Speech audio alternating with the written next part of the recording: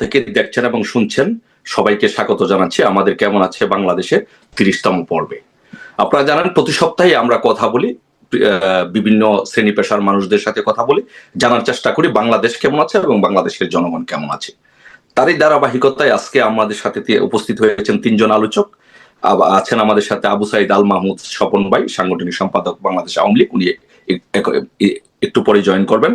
আছেন আমাদের সাথে ব্যারিস্টার নিজুম মজুমদার, সকলের অত্যন্ত পরিচিত এবং আপনারা সবাই ওনাকে চিনেন এবং জানেন, উনি সলিসিটর ইংল্যান্ড এবং ওয়েলস। এবং আছেন আমাদের সাথে অ্যাডভোকেট উম্মে হাবিবা, আইনজীবী, বাংলাদেশ সুপ্রিম কোর্ট। আপনাদের তিনজনকেই স্বাগত জানাচ্ছি এবং কৃতজ্ঞতা প্রকাশ করছি যে আপনারা ব্যস্ততার মধ্যেও আমাদেরকে সময় দিয়েছেন, এই জন্য আপনাদের সাথে কৃতজ্ঞতা প্রকাশ করছি।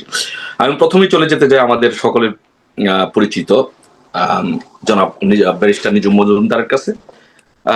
নিজুমদা, আপনি কেমন আছেন? আমি ভালো আছি, আপনি কেমন আছেন? জি, আলহামদুলিল্লাহ ভালো আছি নিজুম ভাই।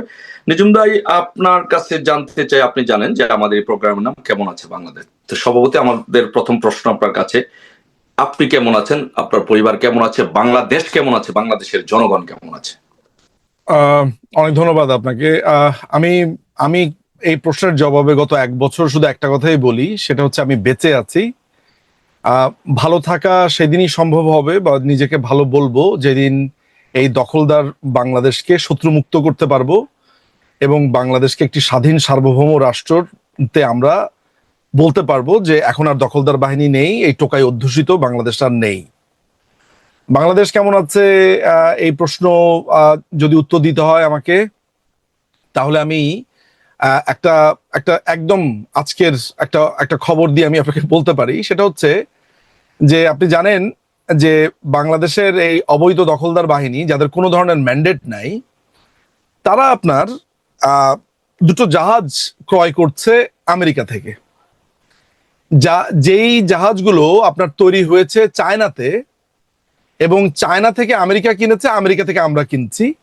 যেটা চায়না থেকে আমরা যদি সরাসরি কিনতাম তাহলে আমরা কিনতে পারতাম হচ্ছে ধরেন 600 কোটি টাকাতে, সেটা আমাদেরকে কিনতে হচ্ছে 950 কোটি টাকা দিয়ে, অর্থাৎ প্রায় 350 কোটি টাকা আপনি ওইখানে গচ্চা দিচ্ছেন পার জাহাজে।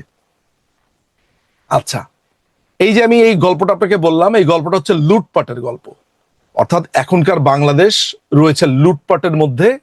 আর আপনি এই লুটপাট থেকে একটু বের হয়ে আসেন, দেখবেন পাথর দিয়ে মারছে, হত্যা করছে, খুন করছে, ধর্ষণ করছে, আইন শৃঙ্খলা বিহীন এক বাংলাদেশে আপনি বসে আছেন। আমি বাংলাদেশ আওয়ামী লীগের সমর্থক বা বাংলাদেশ আওয়ামী লীগের সমর্থনে কথা বলছি বা ইউনুসকে দেখতে পারি না। আপনি এই প্রকরণটা, এই পুরো ফুল আইডিয়াটা ভুলে যান। আপনি একজন সাধারণ মানুষ হিসেবে, একদম সাধারণ মানুষ হিসেবে আপনি যদি নিজেকে বাংলাদেশের কোনো একটা রাস্তাতে দাঁড় করান বা কোথাও দাঁড় করান, আপনি একটু চিন্তা করে দেখেন, প্রত্যেকটা মানুষ একটা আতঙ্কে অস্থির হয়ে থাকে। বাসা থেকে বের হলে তার প্রথম চিন্তা থাকে সে কখন আজকের সারাদিনের কাজ শেষ করে বাসায় দ্রুত ঢুকবে। 6টার পরে 7টার পরে সে মনেই করে না যে সেই বাংলাদেশের কোনো রাস্তাতে তার থাকা উচিত। আপনার প্রকাশ্যে জবাই করছে। আপনার দুর্নীতি নিয়ে কথা বলার কারণে কয়েকদিন আগে সাংবাদিকদেরকে প্রকাশ্যে দেখেছেন, তাকে এমন দৌড়ানো দিল, সে বাঁচার চেষ্টা করলো, একটা চায়ের দোকানে ঢুকে সেখানে তাকে কুপিয়ে মেরে ফেললো। এবং যেই লোকগুলো কোপালো তাদেরকে ধরে নিয়ে যাচ্ছে আপনার ওই প্রিজন ভ্যানে উঠিয়েছে 2 দিন পরে বা 3 দিন পরে, সেখানে দেখা যাচ্ছে সেই লোক সিগারেট খাচ্ছে বসে বসে প্রিজন ভ্যানে। আর অন্যদিকে বাংলাদেশের একজন সাবেক প্রধান বিচারপতি শুধুমাত্র রায় লেখার অপরাধে সেই ভদ্রলোককে হাতটা পেছনে বেঁধে তারপরে তাকে হ্যান্ডকাফ দেওয়া হয়েছে। বাংলাদেশ ঠিক এইভাবেই তার যে 3টা অর্গান, পার্লামেন্ট তো নাই, এক্সিকিউটিভ যেটা আছে বা যেটা নির্বাহী বিভাগ, সেটা কমপ্লিটলি ধ্বংস, এবং বাংলাদেশের আরেকটি যে অংশ যেটা রয়েছে জুডিশিয়ারি, তার হ্যান্ডকাফ দিয়ে পিছুমোড়া করে বাঁধা। এই হচ্ছে বাংলাদেশ। জি, ধন্যবাদ আপনাকে। আপনি আমি আপনাকে কোর্ট নিয়ে পার্টিকুলার প্রশ্ন করতে চেয়েছিলাম, বাট আপনি অলরেডি বিচার ব্যবস্থা সম্পর্কে বলেছেন। নিজুম ভাই, আপনার কাছে একটি প্রশ্ন করতে চাই নির্বাচন নিয়ে। যে আমরা যে আলোচনাটি শুনছি বর্তমানে, যে এনসিপি বলছে যে তাদের যেই দাবি দাওয়া সংস্কার, এগুলো যদি না হয় তাহলে তারা নির্বাচনে যাবে না। আবার এদিক দিয়ে আমরা শুনছি যে নির্বাচন ফেব্রুয়ারিতে হবে। সো আপনি কি মনে করেন যে, আবার শুনছি যে জাতীয় সরকার হবে বা 111 আদলে এরকম সরকার হবে, আপনি কি মনে করেন যে বাংলাদেশে আদৌ কোনো নির্বাচন হচ্ছে বা নির্বাচনের দিকে যাচ্ছে? বা ইউনূস, কেউ কেউ বলছে যে ইউনূস নির্বাচন করতে পারবে না, ইউনূসের অধীনে কোনো নির্বাচন হবে না। সো ইউনূস কি আসলে কোনো নির্বাচন করতে পারবে? আমার কাছে মনে হয় প্রথম আলাপটা হওয়া উচিত যে এনসিপি কে, কারা, এরা কি কোনো রাজনৈতিক দল, তাদের কোনো নিবন্ধন আছে? উত্তর হচ্ছে তাদের কোনো নিবন্ধন নাই। একদল টোকাইয়ের সমন্বয়ে একটা ক্লাব করেছে, একটা কিশোর গ্যাং তারা বানিয়েছে। এইটাকে যদি একটা দল হিসেবে আমাকে ভাবতে হয় এবং তাদের কথা আমাকে গণায় ধরতে হয়, তাহলে আসলে এর থেকে বড় দুর্ভাগ্য আর কিছু হতে পারে না, নাম্বার ওয়ান।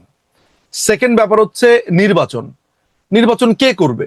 মানে আমরা কার নির্বাচন নিয়ে কথা বলছি? ইউনূসের এই এই দখলদার বাহিনীর নির্বাচন, ও তো একটা অবৈধ সরকার। বাংলাদেশের সংবিধানে, বাংলাদেশের সংবিধান অনুযায়ী তো এরা শপথ নিয়েছে বলছে। বাংলাদেশের সংবিধানে অন্তর্বর্তীকালীন সরকার, ইন্টারিম গভর্নমেন্ট বলে কিছু আছে? নেই। তাহলে কিসের সরকার এটা? মানে আপনি যদি বাংলাদেশের সংবিধানকে সামনে আনেন, তাহলে বাংলাদেশের সংবিধান অনুযায়ী অবৈধ। ফলে তারা ইলেকশন দেবে কি দেবে না, তারা করবে কি করবে না, এবং একদল টোকাই সেটা করতে দেবে কি দেবে না, এই ব্যাপারটাই তো হাস্যকর।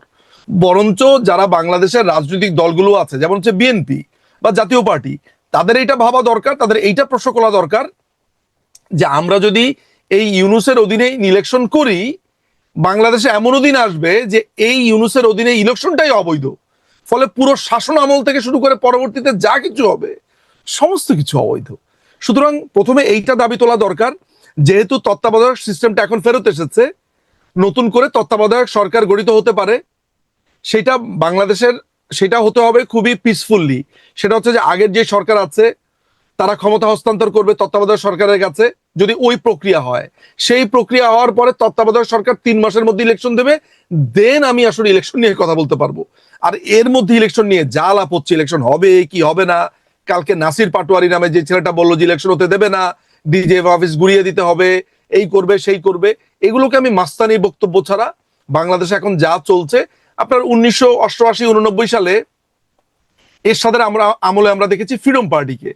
ফ্রিডম পার্টি ঠিক এই ভাষাতে কথা বলতো, আওয়ামী লীগকে দাঁড়াতে দেবে না, পিটাবে, মারবে, খেয়ে ফেলবে, খুন করে ফেলবে, একদম এইভাবে। এবং ওদের যুব দলের নামও ছিল এরকম, মনে হয় যুব কমান্ড বা সামথিং লাইক দিস। হ্যাঁ, আমি খুব ভুল না করে থাকলে এরা বানিয়েছে কি জাতীয় যুব শক্তি। সুতরাং আমি যখন এই আলোচনাটা করব ইলেকশন নিয়ে, তখন কিন্তু মৌনভাবে বা ট্যাসিটলি আমি ওদেরকে একটা বৈধতা দিচ্ছি। অর্থাৎ আমি জনগণকে এটাই বোঝানোর চেষ্টা করছি যে না, ইউনূস ইলেকশন করার জন্য যোগ্য। প্রথম আপনাকে করতে হবে ইউনূস ইলেকশন করার জন্য যোগ্য কিনা। ও তো যোগ্যই না, ও তো অবৈধ।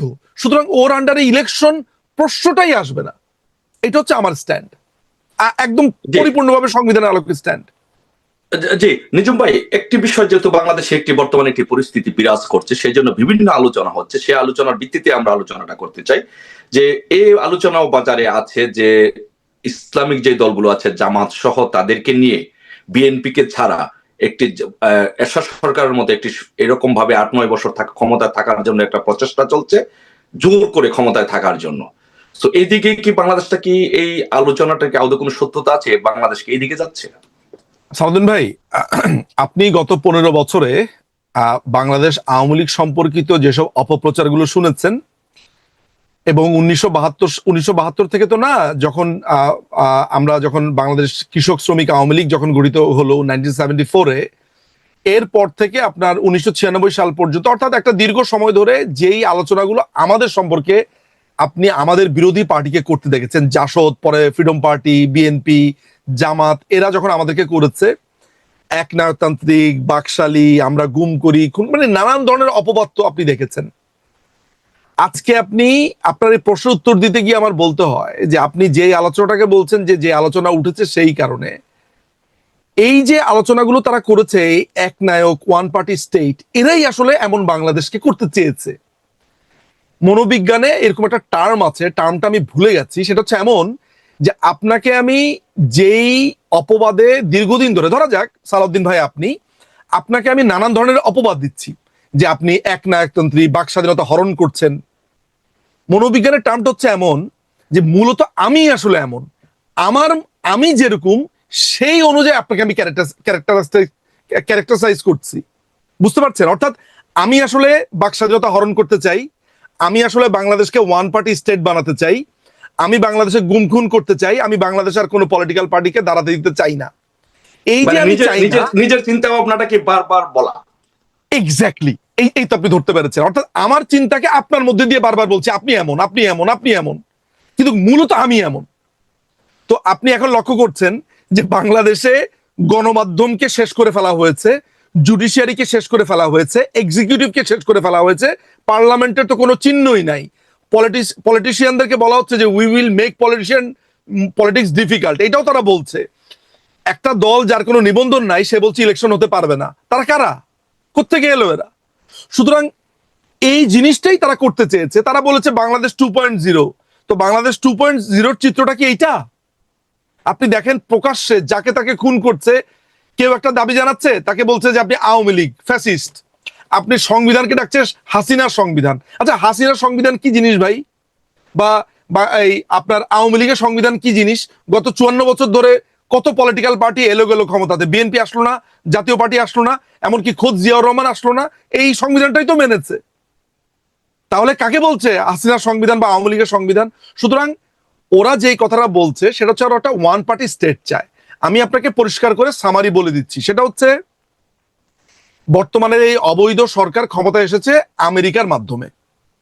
আমেরিকা চাচ্ছে তার যে বার্মা অ্যাক্ট 2022 যেটা আছে, অর্থাৎ বার্মাকে তারা যেই রূপে দেখতে চায়, এই দক্ষিণ এশিয়াতে তারা যেইভাবে আপনার প্রশান্ত এশিয়া প্যাসিফিকে তারা যে বেসগুলো করতে চায়, এই জিনিসগুলো তাদের একটা পুরো এজেন্ডা আছে।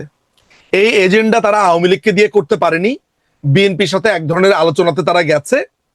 এখন তারা যেটা মনে করছে যে জামাত এবং এনসিপি এই দুইটাকে তারা যদি রাষ্ট্র ক্ষমতাতে রাখতে পারে তাহলে তাদের এজেন্ডা বাস্তবায়িত হবে।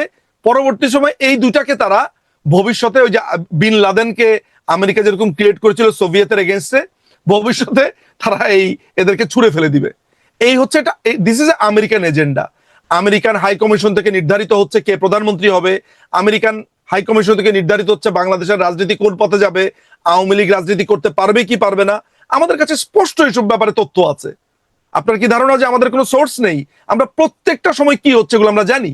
সুতরাং আমেরিকাই বাংলাদেশকে নির্ধারণ করছে। আপনি বাংলাদেশের মানুষ কোনো প্রতিবাদ করেছে, নন ডিসক্লোজার এগ্রিমেন্ট করেছে, একটা লোককে কথা বলতে দেখেছেন আপনি? সেখানে বলেছে চায়না থেকে পণ্য কিনতে পারবো না, রাশিয়া থেকে পণ্য কিনতে পারবো না, আমার 600 কোটি টাকার জাহাজ আমি কিনছি 950 কোটি টাকাতে, কেউ কোনো কথাই বলছে না, তাই না? তার মানে নিজুম ভাই যে ইনুস এখানে বেসিক্যালি মার্কিন যুক্তরাষ্ট্রের একজন এজেন্ট হিসেবে তাদের যে পরিকল্পনা সেগুলো বাস্তবায়নের জন্য কাজ করছে। বিল্ডিং এর দখল নিয়েছে, একটা বিল্ডিং এর দখল নিয়েছে, দখল নেওয়ার পরে এলাকার মাস্তান একটা কেয়ারটেকারে বসিয়েছে, কেয়ারটেকার হচ্ছে ইউনুস, আর তার রাস্তার মাস্তান হচ্ছে NCP. That's it. Thank you, অসংখ্য ধন্যবাদ নিজুম ভাই আপনাকে। আপনার কাছে আবার আসবো, আপনি খুব চমৎকার করে বলছিলেন। আমরা একটু যাবো, আমাদের সাথে আছেন অ্যাডভোকেট উম্মে হাবিবা, আইনজীবী, বাংলাদেশ সুপ্রিম কোর্ট। যে উম্মে হাবিবা, আপনি কি আমাকে শুনতে পাচ্ছেন? জি, আসসালামু আলাইকুম। যে উম্মে হাবিবা, আপনি শুনছিলেন নিজুম ভাইকে, নিজুম ভাই বলছিলেন। সো যেহেতু আমাদের প্রোগ্রামের নাম কেমন আছে বাংলাদেশ, তাই সভাপতি আপনার কাছে প্রথম প্রশ্ন যে আপনি কেমন আছেন, বাংলাদেশ কেমন আছে, বাংলাদেশের জনগণ কেমন আছে? প্রথমে ধন্যবাদ আপনাকে। আমি আজকের এই অনুষ্ঠানের মাধ্যমে সারা বিশ্ববাসী জানতে চাইছে হয়তো কেমন আছে বাংলাদেশ, তাই আপনার প্রশ্নটা হচ্ছে কেমন আছে বাংলাদেশ। যে দেশে শুধুমাত্র 2025 সালের জুলাই যদি একটি সমীক্ষা আমরা বলি যে 352টি নারী এবং শিশু সহিংসতার ঘটনা ঘটেছে 2025-এর জুলাই মাসে, সে দেশে একজন নারী হিসেবে আমি স্পষ্টভাবে দৃঢ়তার সাথে বলতে চাই যে আমরা নারীরা ভালো নেই। আর যে দেশের সংবিধান হচ্ছে বাংলাদেশের এখন আমরা জানি যে সংবিধান হচ্ছে বাংলাদেশের সর্বোচ্চ আইন, সেই সংবিধানের আর্টিকেল 14-এ বলা আছে যে একটি রাষ্ট্রের মৌলিক দায়িত্ব হচ্ছে মেহনতি কৃষক, শ্রমিক এবং অনগ্রসর অংশকে সকল প্রকার শোষণ হইতে মুক্তি দান। এই হচ্ছে আমাদের সংবিধানের আর্টিকেল 14-এ বলা আছে। কিন্তু দেখেন আপনি ভিক্ষুকের ভিক্ষার ঝুলি কিন্তু কেড়ে নেওয়া হচ্ছে এবং শুধুমাত্র বাকিতে পণ্য না দেওয়ার কারণে দোকানের কান কামড়ে ছিঁড়ে ফেলা হচ্ছে। এই হচ্ছে বাংলাদেশের সাধারণ মানুষের চিত্র। তাহলে কেমন আছে বাংলাদেশ? 18 কোটি মানুষ কেমন আছে এবং আপনারা সারা বিশ্বে যারা বাঙালিরা আছেন তারা কেমন আছেন? আমি সামান্য একটা চিত্র দিয়ে আপনাকে বুঝিয়ে বললাম। আমাদের সংবিধানের মূলনীতি কি? মূলনীতি হচ্ছে জাতীয়তাবাদ, সমাজতন্ত্র, গণতন্ত্র এবং ধর্মীয় নিরপেক্ষতা।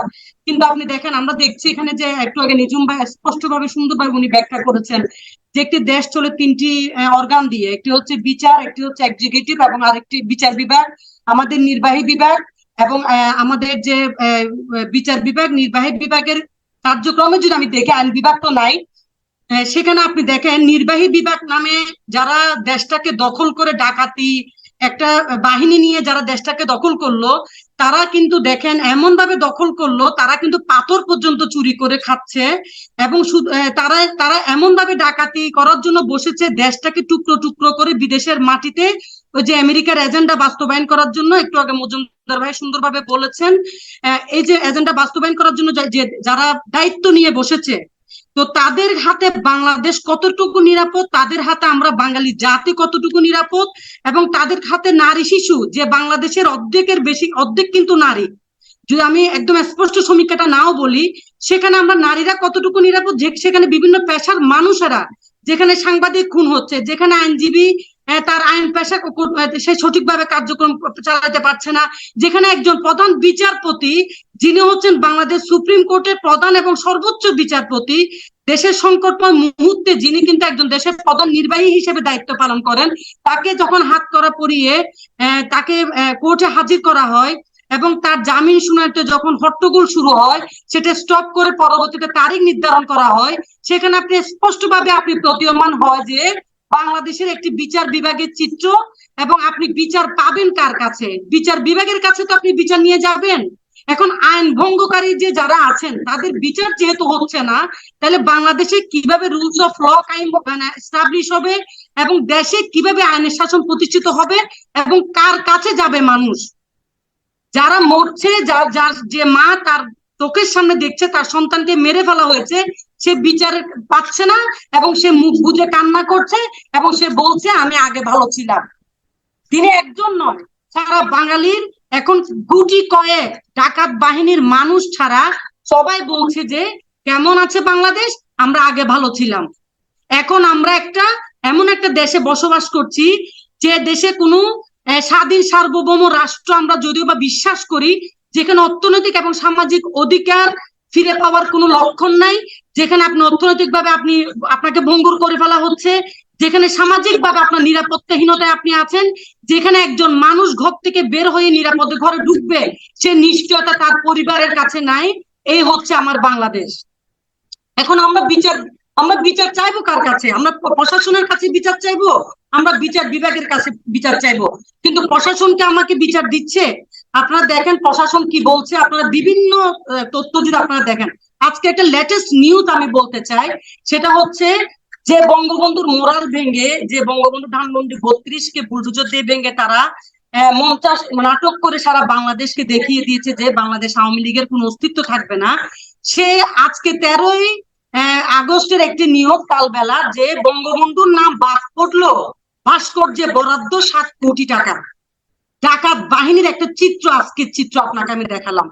আর এর বাইরে আপনি যদি বলেন, ওই যে বললাম আপনাকে, বাংলাদেশে শুধুমাত্র একটি মঞ্চস্থ নাটক করা হয়েছে বিদেশি ষড়যন্ত্রের মাধ্যমে, সে নাটকের নায়ককে, সে নাটকের ভিলেনকে সবকিছু ঠিক করছেন ওনারাই, আন্তর্জাতিক ষড়যন্ত্র ভাবে ঠিক করা হচ্ছে, এবং এখানে যারা ভিলেন আছেন তারাই দেশ চালাবে, এবং এই ভিলেনদের মাধ্যমে দেশ পরিচালিত হবে। এই হচ্ছে আমাদের বাংলাদেশ, এই হচ্ছে আমাদের নিরাপত্তাহীন এবং সামাজিক এবং আর্থিকভাবে, আপনি রাজনৈতিকভাবে সব দিক দিয়ে আমরা এখন সীমাহীন একটি নিরাপদ একটা বাংলাদেশ আমরা এখন চাচ্ছি। সব দিক দিয়ে মিলে আমরা এখন নিরাপদ বাংলাদেশ চাই। আমাদেরকে নিরাপদ বাংলাদেশ কে দিবে? একটি সরকার, একটি নির্বাচিত সরকার, এবং যিনি বাংলাদেশের মাননীয় প্রধানমন্ত্রী, আইনত বৈধত প্রধানমন্ত্রী, mother of humanity Sheikh Hasina, যাকে এই অবৈধ ইউনূস সরকার দেশ ছেড়ে যেতে বাধ্য করেছেন। তিনি যাওয়ার পরে গত 1 বছরে মানুষ বুঝেছে যে মাননীয় প্রধানমন্ত্রী শেখ হাসিনার নেতৃত্বে বাংলাদেশ গত 15 বছরের বেশি সময় ধরে কিভাবে নিরাপদ ছিল, এবং এখন আমরা নারীরা কিভাবে নিরাপদ এখানে আপনি আপনি এখানে কুমিল্লার মুরাদনগরের ঘটনা যদি আপনি আনেন, আপনি যদি আমার মা আমার সন্তান সমতুল্য আসিয়ার ঘটনা আপনি যদি আনেন, আমি মানে যদি ডিটেলসে যাই, আপনি দেখেন আমরা কিভাবে নারীরা নিরাপদ, জি আমার জি সন্তান কিভাবে জি নিরাপদ, এবং আমার হাবিব সন্তান আপা, কিভাবে নিরাপদ। হাবিব আপা, আপনাকে একটা প্রশ্ন করতে চাই যে আপনি যেহেতু একজন সুপ্রিম কোর্টের আইনজীবী, তো একজন সুপ্রিম কোর্টের আইনজীবী হিসেবে আপনি কি মনে করেন আদৌ এই বাংলাদেশে যে পরিস্থিতি চলছে তাতে করে কি ইউনূস বাংলাদেশে নির্বাচন দিতে পারবে বা নির্বাচন আদৌ হবে? 2 মিনিটে যে প্লিজ একটু বলবেন। জি জি ভাই, আমি তো আপনাকে বললাম যে এটা একটা মঞ্চস্থ নাটক, এটা একটা মেটিকুলাস ডিজাইনের একটা অংশ। এখানে আপনি কোনো গণতন্ত্র, মানে সমাজতন্ত্র, আমাদের যে সংবিধানের যে মূলনীতি, দেশ চালানোর জন্য তো আপনাকে মূলনীতি এগুলোকে মেনে চলতে হবে। জাতীয়তাবাদ, সমাজতন্ত্র, গণতন্ত্র, ধর্মীয় নিরপেক্ষতা, এগুলোর কোনো ভোট শক্তি বা এগুলোর কোন এস্টাবলিশমেন্টের জন্য চিন্তা ভাবনা গত 1 বছর আপনি কি দেখতে পেয়েছেন যে তাদের কোনো কার্যক্রম? এটা আপনার মনে হয়েছে? কথিত আইন উপদেষ্টা বলছে যে ভুয়া এবং মিথ্যা মামলা থেকে মানুষকে রেহাই করার জন্য আমরা আইন সংশোধন করেছি। আমি যদি আপনাকে সেই বিষয়টা বলি, আপনি দেখেন লক্ষ লক্ষ ভুয়া এবং মিথ্যা মামলা, ফেব্রিকেটেড কেস দিয়ে নিরপরাধ মানুষকে হয়রানি করা হচ্ছে। তাহলে এখন এখানে আপনি একটা, যদি দেশের আইনের যদি অবস্থা হয়, সেখানে নির্বাচন কেমনে হবে? সেখানে নির্বাচন তো হওয়ার প্রশ্নই আসে না। এটা তো মানুষকে নিয়ে খেলছে। ধন্যবাদ, অসংখ্য ধন্যবাদ খেলছে তারা। অসংখ্য ধন্যবাদ উম্মে হাবিবা আপা। আপনি বলছেন যে আদৌ বাংলাদেশে নির্বাচন হওয়া সম্ভব নয়। আমাদের সাথে আমাদের সাথে আছেন আবু সাইদ আল মাহমুদ স্বপন ভাই। আমরা একটু স্বপন ভাইকে শুনবো, তারপর নিজুম ভাইয়ের কাছে আসবো। স্বপন ভাই, আসসালামু আলাইকুম ভাই। ওয়ালাইকুম আসসালাম। যে স্বপন ভাই, অসংখ্য ধন্যবাদ। আপনি অনেক ব্যস্ত ছিলেন, এই ব্যস্ততার মধ্যেও আপনি আমাদেরকে সময় দিয়েছেন, এই জন্য আপনার কাছে কৃতজ্ঞতা প্রকাশ করছি, ধন্যবাদ জানাচ্ছি। যে স্বপন ভাই, আমরা আলোচনা করছিলাম যে আমাদের এই অনুষ্ঠানের নাম কেমন আছে বাংলাদেশ। তো সভাপতি, আপনার কাছে জানতে চাই বাংলাদেশ কেমন আছে, আপনি কেমন আছেন, বাংলাদেশের মানুষ কেমন আছে? বাংলাদেশ কেমন আছে এবং বাংলাদেশের মানুষ কেমন আছে, এটি যারা বাংলাদেশে বসবাস করেন, বাংলাদেশের জনগণ, বাংলাদেশে ভূখণ্ডের মধ্যে এখনো আছেন, তারা হারে হারে টের পাচ্ছেন। যারা দেশের বাইরে আছেন, বাংলাদেশের নাগরিক, তারা এখনো হয়তো পুরোপুরি টের পাচ্ছেন না, কিন্তু যারা বাংলাদেশে বসবাস করছেন, বাংলাদেশের নাগরিক, তারা সবাই হারে হারে টের পাচ্ছেন তারা কেমন আছেন, বাংলাদেশ কেমন আছে। মূলত আজকে 1 বছর ধরে বাংলাদেশের যে অবস্থা, তাতে মনে হচ্ছে যে আমরা আইয়ামের জাহিলিয়াতের যুগে আবার ফিরে গেছে বাংলাদেশ।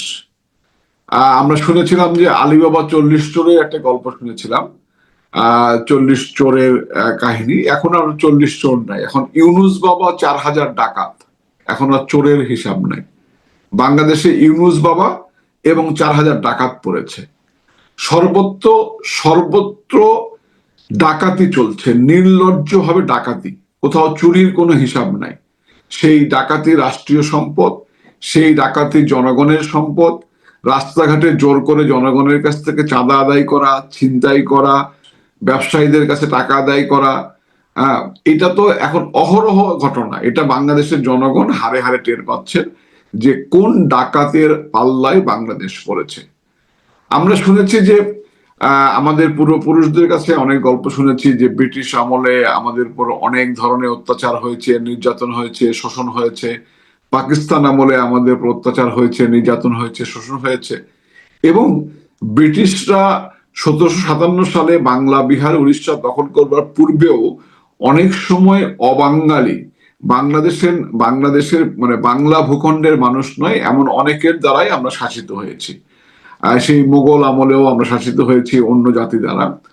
তো যত শাসিত বাংলাদেশের নাগরিক হয়েছে, সর্বকালের সর্বনিকৃষ্ট শাসকের নাম হচ্ছে প্রফেসর ডক্টর মোহাম্মদ ইউনূস। এর চেয়ে জঘন্য কোনো শাসক বাংলাদেশে আর আসেনি।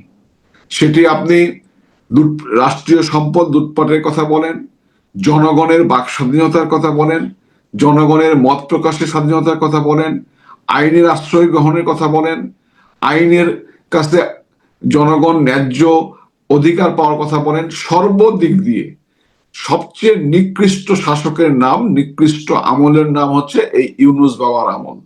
ইউনূস বাবা এবং 4000 ডাকাত বাংলাদেশের উপর পড়েছে। এই 4000 ডাকাতি আপনি দেখবেন সারা বাংলাদেশে গুনলে 4000-এর মতোই পাবেন। 4000 ডাকাতি সবকিছু লুটে পুটে শেষ করে খাচ্ছে। যারা আন্দোলনে অংশগ্রহণ করেছিলেন আওয়ামী লীগের বিরুদ্ধে বা আমাদের বিরুদ্ধে, তাদের মধ্যে যারা ভদ্রলোক মানুষ, ভদ্র ঘরের সন্তান, যারা ছিনতাইকারী নন, যারা নেশাখোর নন, যারা ডাকাত নন, যারা চাঁদাবাজ নন, এই গুটিকতক মানুষ বাদ দিয়ে বাকি যে ভদ্রলোকেরা বা ভদ্র ঘরের সন্তানরা আমাদের বিরুদ্ধে আন্দোলনে অংশগ্রহণ করেছিলেন, তারা এখন হারে হারে টের পাচ্ছে যে তারা কাদের সঙ্গে কাদের মেটিকুলাস ডিজাইনের ফাঁদে পা দিয়েছিলেন। এবং এই যে মেটিকুলাস ডিজাইন করে বাংলাদেশকে ধ্বংস করা, বাংলাদেশের সম্ভাবনাকে ধ্বংস করা, বাংলাদেশের সমাজকে ধ্বংস করা, বাংলাদেশের সংস্কৃতিকে ধ্বংস করা, বাঙালির হাজার বছরের ঐতিহ্যকে ধ্বংস করা যে মেটিকুলাস ডিজাইন প্রফেসর গোলাম আজমের নব্য সংস্করণ প্রফেসর গোলাম ইউনুস, সে যে মেটিকুলাস প্ল্যান করে এই ফাঁদ পেতেছিল, এটি আন্দোলনে অংশগ্রহণকারী অধিকাংশ ভদ্রজনেরা উপলব্ধি করতে পারছেন।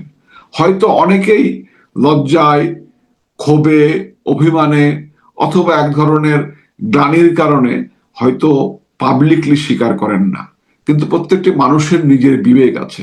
মানুষের নিজের বিবেকের চেয়ে বড় কোনো আদালত নেই, এবং এই বিবেকের কাছে বারবার তারা দংশিত হচ্ছেন এবং তারা মনে করছেন তারা একটি ভুল রাস্তায় হেঁটেছিলেন, ভুল আন্দোলনে অংশগ্রহণ করেছিলেন। কারণ যে লোকটি বিএনপি করে কিন্তু ব্যবসায়ী, যে লোকটি জামাত ইসলামের সমর্থক, জামাত ইসলামের কর্মী নয়, জামাত ইসলামের সমর্থক কিন্তু ব্যবসায়ী, যে মানুষটি বাম ঘরানা রাজনীতি করেন কিন্তু ব্যবসায়ী, অথচ তারা প্রত্যেকেই আওয়ামী লীগের বিরুদ্ধে কথা বলতেন, আন্দোলনে অংশগ্রহণ করেছেন, আন্দোলনে ফাইন্যান্স করেছেন, অনেক কিছুই করেছেন। সেই মানুষগুলো এই চাঁদাবাজের হাত থেকে রেহাই পায়নি। ইউনুস বাবা এবং 4,000 ডাকাতের হাত থেকে তারা রেহাই পায়নি। প্রত্যেক ব্যবসায়ীকে কোনো না কোনো ফরম্যাটে, কোনো না কোনো রাজনৈতিক দল অথবা সন্ত্রাসীকে অথবা এই যে চাইল্ড পার্টিকে, এদের কাউকে না কাউকে একাধিকবার চাঁদা দিতে হচ্ছে, এখনো হচ্ছে এবং অদূর ভবিষ্যতেও হবে। কোনো মানুষের ন্যূনতম নিরাপত্তা নাই, সামান্যতম নিরাপত্তা নাই, বাক স্বাধীনতা নাই। এই তো বাংলাদেশ, এই বাংলাদেশ তো কেউ চায়নি। জি স্বপন ভাই, আমরা অসংখ্য ধন্যবাদ। আপনি যেভাবে বলছিলেন, নিজুম দা এবং অ্যাডভোকেট হাবিবাও একই কথা বলছেন যে বাংলাদেশের বর্তমান পরিস্থিতি নিয়ে ওনাদের কনসার্নের কথা ওনা বলেছেন। সো একটি বিষয় নিয়ে সবচেয়ে বেশি আলোচনা হচ্ছে নির্বাচন নিয়ে। সো নির্বাচন নিয়ে বর্তমানে যে আলোচনাগুলো চলছে তার মধ্যে অন্যতম হচ্ছে যে কেউ কেউ বলছে যে জাতীয় সরকার হতে পারে, কেউ কেউ বলছে যে এরশাদ সরকারের মধ্যে এরকম জোর করে ক্ষমতা দখল করে দীর্ঘদিন ক্ষমতা থাকার প্রচেষ্টা হতে পারে, বিভিন্ন আলোচনা চলছে। সো আপনি কি মনে করেন যে ইউনূস, আবার নিজুম মজুমদার বলেছেন যে ইউনূসের নির্বাচন করার বাংলাদেশে কোনো আইনি বৈধতাই নেই। সো এই পরিস্থিতিতে আপনারা রাজনৈতিক দল হিসাবে এবং রাজনৈতিক নেতা হিসাবে আপনারা কি মনে করেন যে ইউনূস বাংলাদেশে আদৌ নির্বাচন করতে পারবে বা নির্বাচন হবে? তরুণ আইনজীবী নিজুম মজুমদার যে বিষয়টি অবতারণা করেছেন যে ইউনূসের নির্বাচন করা কোনো বৈধতা নেই, আদৌ তো ইউনূসের কোনো বিষয়ে কোনো বৈধতা নেই। সে যে আজকে ক্ষমতায় আছে, সে যে জবরদখল করে ক্ষমতাকে দখল করে রেখেছে, এরও কোনো বৈধতা নেই। বাস্তবিক অর্থে একটি অবৈধ সরকার, তার অধীনে কোনো নির্বাচন হতে পারে না বাংলাদেশে, 1 নম্বর। 2 নম্বর ঘটনা হচ্ছে নির্বাচন হবে কি হবে না এটি নির্ভর করে প্রফেসর ইউনূসের যে অবৈধ সরকার, সেই সরকারটা কিভাবে দেশে অ্যাক্ট করতে পারছে, অর্থাৎ তারা কিভাবে, যদি অবস্থা বেশি খারাপ হয়, তারা প্রকৃত অর্থে তারা বিএনপির কাছে আত্মসমর্পণ করেছে প্রফেসর ইউনূস। এমন এই আত্মসমর্পণটা কি নিঃশর্ত আত্মসমর্পণ, সত্যিকারে আত্মসমর্পণ, নাকি এটি একটি কৌশল, বিএনপি কেও ফাঁদে পা ফেলেছে? স্বপন ভাই, আপনার সাথে আরেকটু অ্যাড করি, এরকম একটি আলোচনাও আছে যে ইসলামিক দলগুলোকে নিয়ে, জামাত, হেফাজত ইসলামী আন্দোলন, তাদেরকে নিয়ে একটি জাতীয় সরকার করে বিএনপি কে মাইনাস করে দীর্ঘদিন ক্ষমতা থাকার জন্য একটা প্রচেষ্টা চলছে। এই আলোচনাটা আদৌ কতটুকু সত্যতা? প্রফেসর ইউনূস এমন একটি মানুষ যিনি জীবনে মলমূত্র ত্যাগ করা ছাড়া আর কোনো কিছু ত্যাগ করেন না।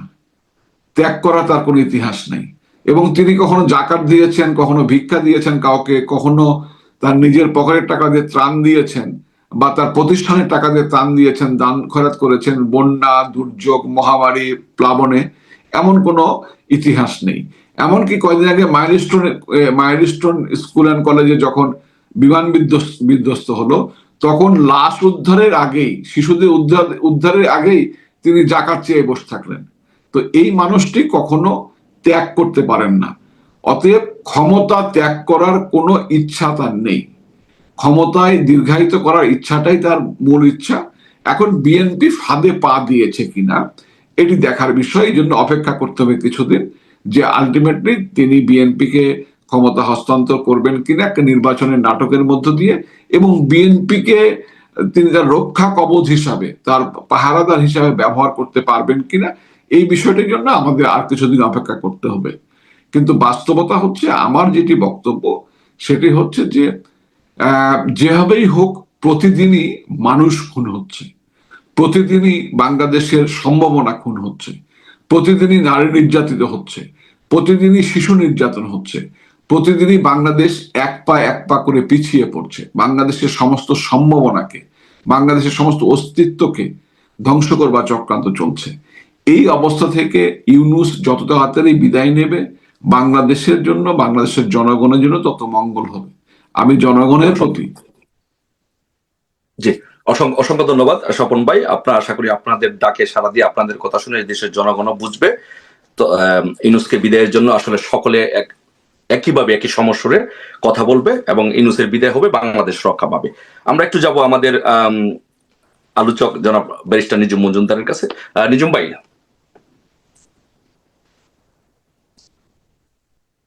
আপনাকে আমাকে শুনতে পাচ্ছেন? আমি শুনতে পাচ্ছি, হ্যাঁ। হ্যাঁ নিজুম ভাই, আপনি শুনছিলেন আমাদের স্বপন ভাই বলছিলেন যে জনাব ইউনূস সম্পর্কে, যে আদৌ উনি আসলে বাংলাদেশে কোনো নির্বাচন করতে পারবেন কিনা। সো আপনি একই কথা বলছিলেন। আপনাকে একটা ডিফারেন্ট প্রশ্ন করতে চাই। সেই প্রশ্নটি হচ্ছে যে আমরা সাম্প্রতিক কালে 5ই আগস্টের পর থেকে একটি নতুন আলোচনা শুনছি, যে নতুন বন্দোবস্ত। সো নতুন বন্দোবস্ত নিয়ে আমি আমার কোনো অপিনিয়ন দিতে চাই না, আপনার কাছ থেকে শুনতে চাই আসলে নতুন বন্দোবস্ত বলতে ইউনূস বাহিনী বা ইউনূসরা কি বুঝাতে চাচ্ছে।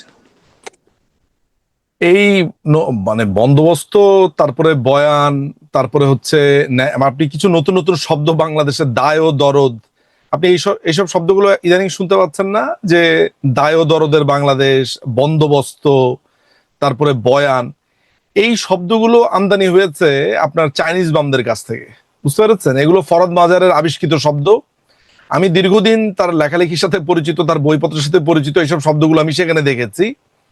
এই শব্দগুলো খুবই ইরিটেটিং শব্দ আমার কাছে আসলে। এই বন্দোবস্ত মানে আপনি কি অ্যারেঞ্জমেন্ট করবেন? বন্দোবস্তের ইংরেজি তো অ্যারেঞ্জমেন্ট। আপনি কি অ্যারেঞ্জমেন্ট করবেন? আপনার অ্যারেঞ্জমেন্ট হচ্ছে মুক্তিযোদ্ধাদেরকে আপনি জুতার মালা পরাচ্ছেন, আপনি 32 নম্বর ভেঙে দিয়েছেন, বাংলাদেশের মুক্তিযুদ্ধের কথা আপনি বলতে পারবেন না, জয় বাংলার কথা বলতে পারবেন না। আপনি সংবিধানের অধীনে শপথ নিয়েছেন, কিন্তু সংবিধানে আছে বঙ্গবন্ধুর ছবি প্রতিকৃতি থাকবে, সেটা দিলে আপনি চাকরি থেকে বরখাস্ত করছেন। আপনি কোনো মানুষ মুক্তিযুদ্ধের কথা বললে তাকে চাকরিচ্যুত করছেন। আপনি বাংলাদেশে গুম, খুন, হত্যাকাণ্ড, ধর্ষণকে প্রাতিষ্ঠানিক একটা রূপ দিয়েছেন। আপনি চাঁদাবাজিকে একটা শৈল্পিক রূপ দিয়েছেন। আপনি প্রত্যেকটা জায়গাতে, আপনি কেউ বিদেশে যাচ্ছে, আপনি তাকে আটকে দিচ্ছেন। আপনি এক একটা মামলাতে 3-4 হাজার আসামি আপনি যোগ করছেন। আপনার যার নামে মন চায় তার নামে আপনি মামলা দিচ্ছেন, এবং শুধু মামলা দিয়েই ক্ষান্ত থাকছেন না, যত টিভির যত লোককে আপনি মোটামুটি চেনেন, যত লোক আপনাকে ভোট দেয়নি বা যত লোক আপনার রাজনীতি করে না, সে যতই অরাজনৈতিক ব্যক্তি হন, আপনার পছন্দের অপছন্দের ব্যক্তিকে আপনি ঢুকিয়ে দিচ্ছেন। তো এগুলো হচ্ছে বাংলাদেশের এখন নয়া বন্দোবস্ত, যে বন্দোবস্তের কথা বলা হচ্ছে। আমরা এই বন্দোবস্তের মধ্যে, এই যে কিছুক্ষণ আগে আমি আপনাকে একটা উদাহরণ দিলাম, যে চায়নাতে একটা জাহাজ তৈরি হচ্ছে, সেই জাহাজটা আমেরিকা কিনেছে, আমেরিকা সেই জাহাজটা বাংলাদেশকে বিক্রি করছে। কিসের আলোকে বিক্রি করছে? সেটা হচ্ছে নন ডিসক্লোজার যে এগ্রিমেন্টটা আছে, এনডিএ, সেটার আন্ডারে। সারা জীবন আমাদেরকে বলে এসেছে ভারতের সাথে নাকি আমরা গোপন চুক্তি করেছি। আজকে 1 বছরের উপরে সময় হয়ে গেছে, বাংলাদেশ আওয়ামী লীগ নেই, আমরা এখনো পর্যন্ত জানতে পারলাম না। এখন তো সুবর্ণ সুযোগ ছিল সারা বাংলাদেশকে জানিয়ে দেওয়া যে ভারতের সাথে দেখেন এই চুক্তি করেছে, এগুলো দেশ বিরোধী চুক্তি। কই, আমরা তো সেই একটা চুক্তিকে আসতে দেখলাম না। এখন তো আর কোনো ধরনের প্রবলেম তাদের হওয়ার কথা না। আমাদেরকে বলা হয়েছিল যে আদানির সাথে চুক্তি নাকি আমরা করেছি অবৈধ, এটা নাকি আদানিকে দেশ দিয়ে দিয়েছি। এদেরই আদালত বলছে যে আদানির চুক্তিতে কোনো ধরনের সমস্যা নাই। আমরা এতদিন জানতেই পারতাম না যে ভারতের মাটি ব্যবহার করে বাংলাদেশের গার্মেন্টস শ্রমিকরা ট্রান্সশিপমেন্ট সুবিধা পেতেন, যেখানে প্রতি বছর বা মাসে মনে হয় প্রায় 4,000 কোটি টাকা সাশ্রয় হতো। আমরা তো এইসব কথা কোনোদিন জানতে পারিনি। তাহলে আমরা কি দেখলাম পাল্টাটা? একটু আগে আপনাকে আমি বলেছি না, তারা আমাদেরকে সেই ব্লেমটাই দেয় যেই কাজটা তারা নিজেরা করতে চায়। এই যে আমাদেরকে এতদিন বলেছে আমরা ভারতের সাথে গোপন চুক্তি করেছি, এখন আমরা কি দেখলাম? কাগজটা যেন কোথায়, তাহলে আমি আপনাকে দেখাতে পারি। আমার এখানেই ছিল যে আপনার 16 পাতার যে চুক্তিটা আমার কাছে এই মুহূর্তে আছে, সেই চুক্তিতে পরিষ্কারভাবে বলা আছে যে বাংলাদেশের আইনগুলো কেমন হবে, বাংলাদেশ কার সাথে ব্যবসা করতে পারবে, কার সাথে ব্যবসা করতে পারবে না, বাংলাদেশ কোন সিকিউরিটি ইকুইপমেন্ট কিনতে পারবে, কোন সিকিউরিটি ইকুইপমেন্ট কিনতে পারবে না। সেখানে পরিষ্কার করে বলে দেওয়া আছে যে আমেরিকার যত মেডিসিনের পণ্য আছে এটা বাংলাদেশে অবাধে ঢুকতে পারবে।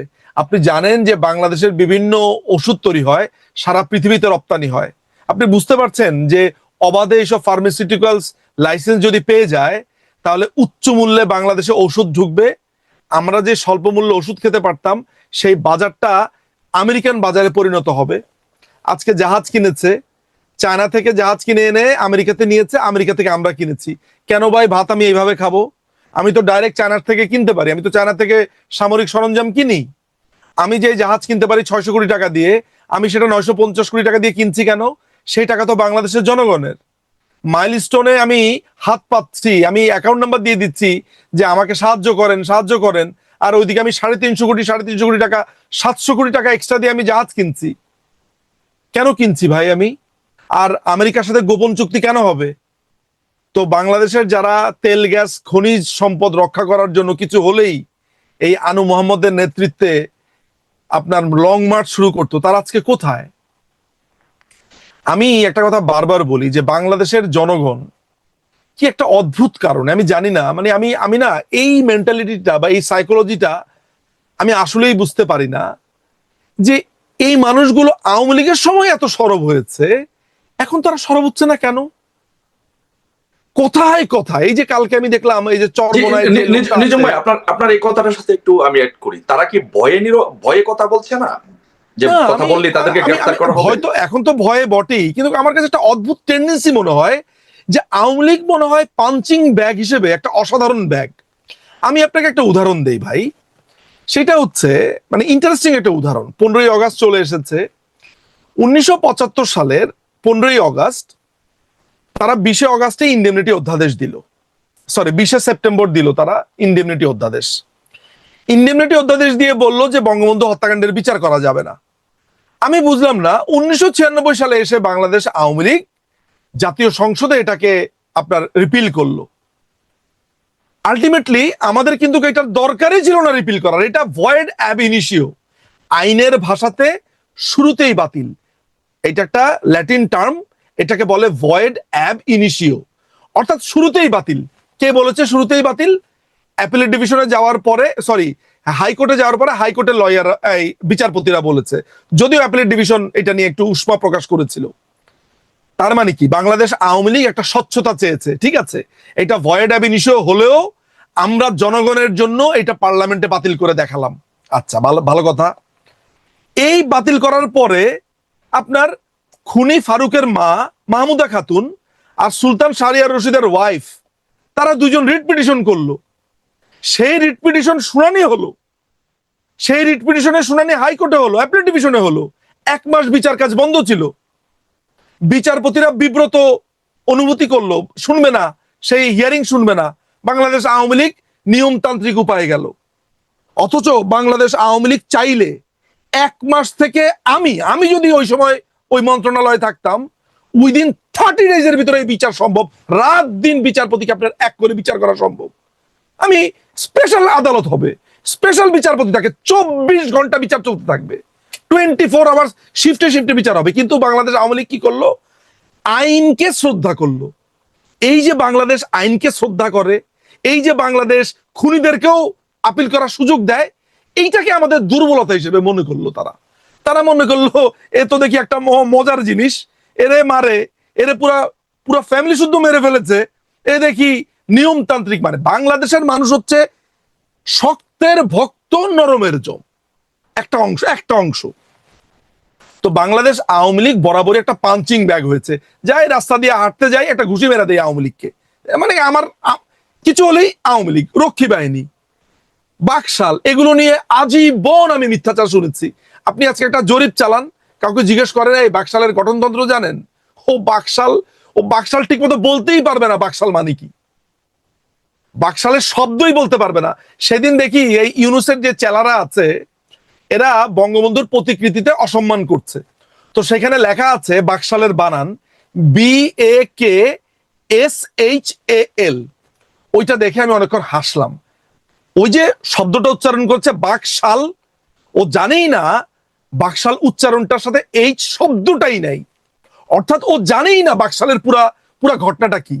1973 সালে বাংলাদেশ আওয়ামী লীগ 291টা আসন পেয়ে নিরঙ্কুশ সংখ্যাগরিষ্ঠতা পেয়েছে। বাংলাদেশ আওয়ামী লীগ কেন 1974 সালে সবাইকে নিয়ে রাজনীতি করবে? আমরা তো 1978 সাল পর্যন্ত ইজিলি আমরা নিজেরা থাকতে পারতাম।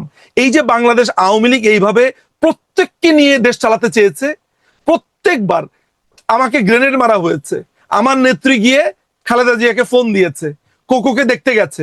এই যে আমি ভালো মানুষ সেজেছি, ভালো মানুষ আমি হয়েছি তার সামনে, আমি আমার ভেতরের ভালোটা তাকে দেখিয়েছি, এইটাকেই সে আমার দুর্বলতা মনে করেছে সালাউদ্দিন ভাই। এবং এই কারণে বারবার আমাদের উপর আঘাত এসেছে।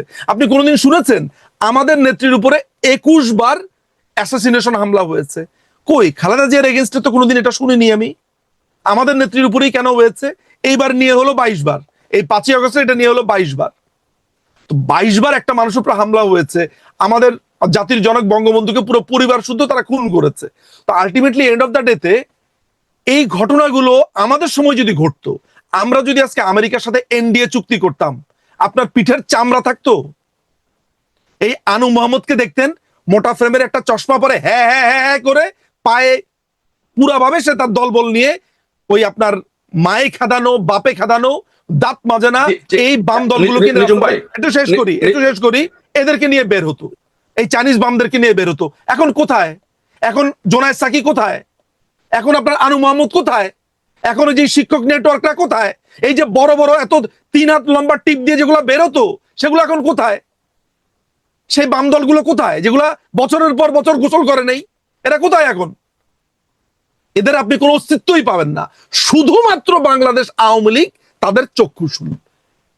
কিন্তু এখন আপনার ইউনুসকে প্রশ্ন করেছে কলার ধরে, এই তুই 350 কোটি টাকা এক্সট্রা দিয়ে জাহাজ কিনেছিস কেন রে? কোনো উত্তর নাই, কোনো উত্তর নাই, কোনো সমস্যা নাই তার। তুই 700 কোটি টাকা খরচ করেছিস কেন? সরলতা বা আইনের প্রতি শ্রদ্ধাশীল হওয়ার কারণে ডেফিনেটলি সালাউদ্দিন ভাই, আপনি একটা কথা চিন্তা করেন, আপনি সবকিছু ভুলে যান, একেবারে বাংলাদেশের সমস্ত ইতিহাস আপনি ভুলে যান। বঙ্গবন্ধুকে আপনি খুন করেছেন পুরো পরিবার সহ, তার ফ্যামিলি সহ, প্লাস হচ্ছে বঙ্গবন্ধুর এক্সটেন্ডেড ফ্যামিলি মেম্বারদেরকে খুন করেছেন। খুন করে আপনি বলছেন যে এই হত্যাকাণ্ডের বিচার করা যাবে না। ভাই এটা তো শুরুতেই বাতিল। তো বাংলাদেশ আওয়ামী লীগ কি করেছে? সে সংবিধানকে মেনটেন করেছে। সে যেহেতু এটা 5ম সংশোধনীর মাধ্যমে, জিয়াউর রহমান এটাকে 5th অ্যামেন্ডমেন্টের মাধ্যমে সংবিধানের 150 নম্বর অনুচ্ছেদের 18 নম্বর প্যারাতে ঢুকিয়ে দিয়েছে। তাই আওয়ামী লীগ চিন্তা করেছে যে না, আমি একটা জনগণের সরকার, আমি পার্লামেন্টে এটার বিহিত করব। পার্লামেন্টে এটার এগেইনস্টে আপনার দিয়েছে। ওই দিন বিএনপি ওয়াকআউট করেছিল, আপনি যদি মনে থাকে আপনার 1996-এ। আওয়ামী লীগ হ্যাঁ ভোটে এটা পাস হয়েছে।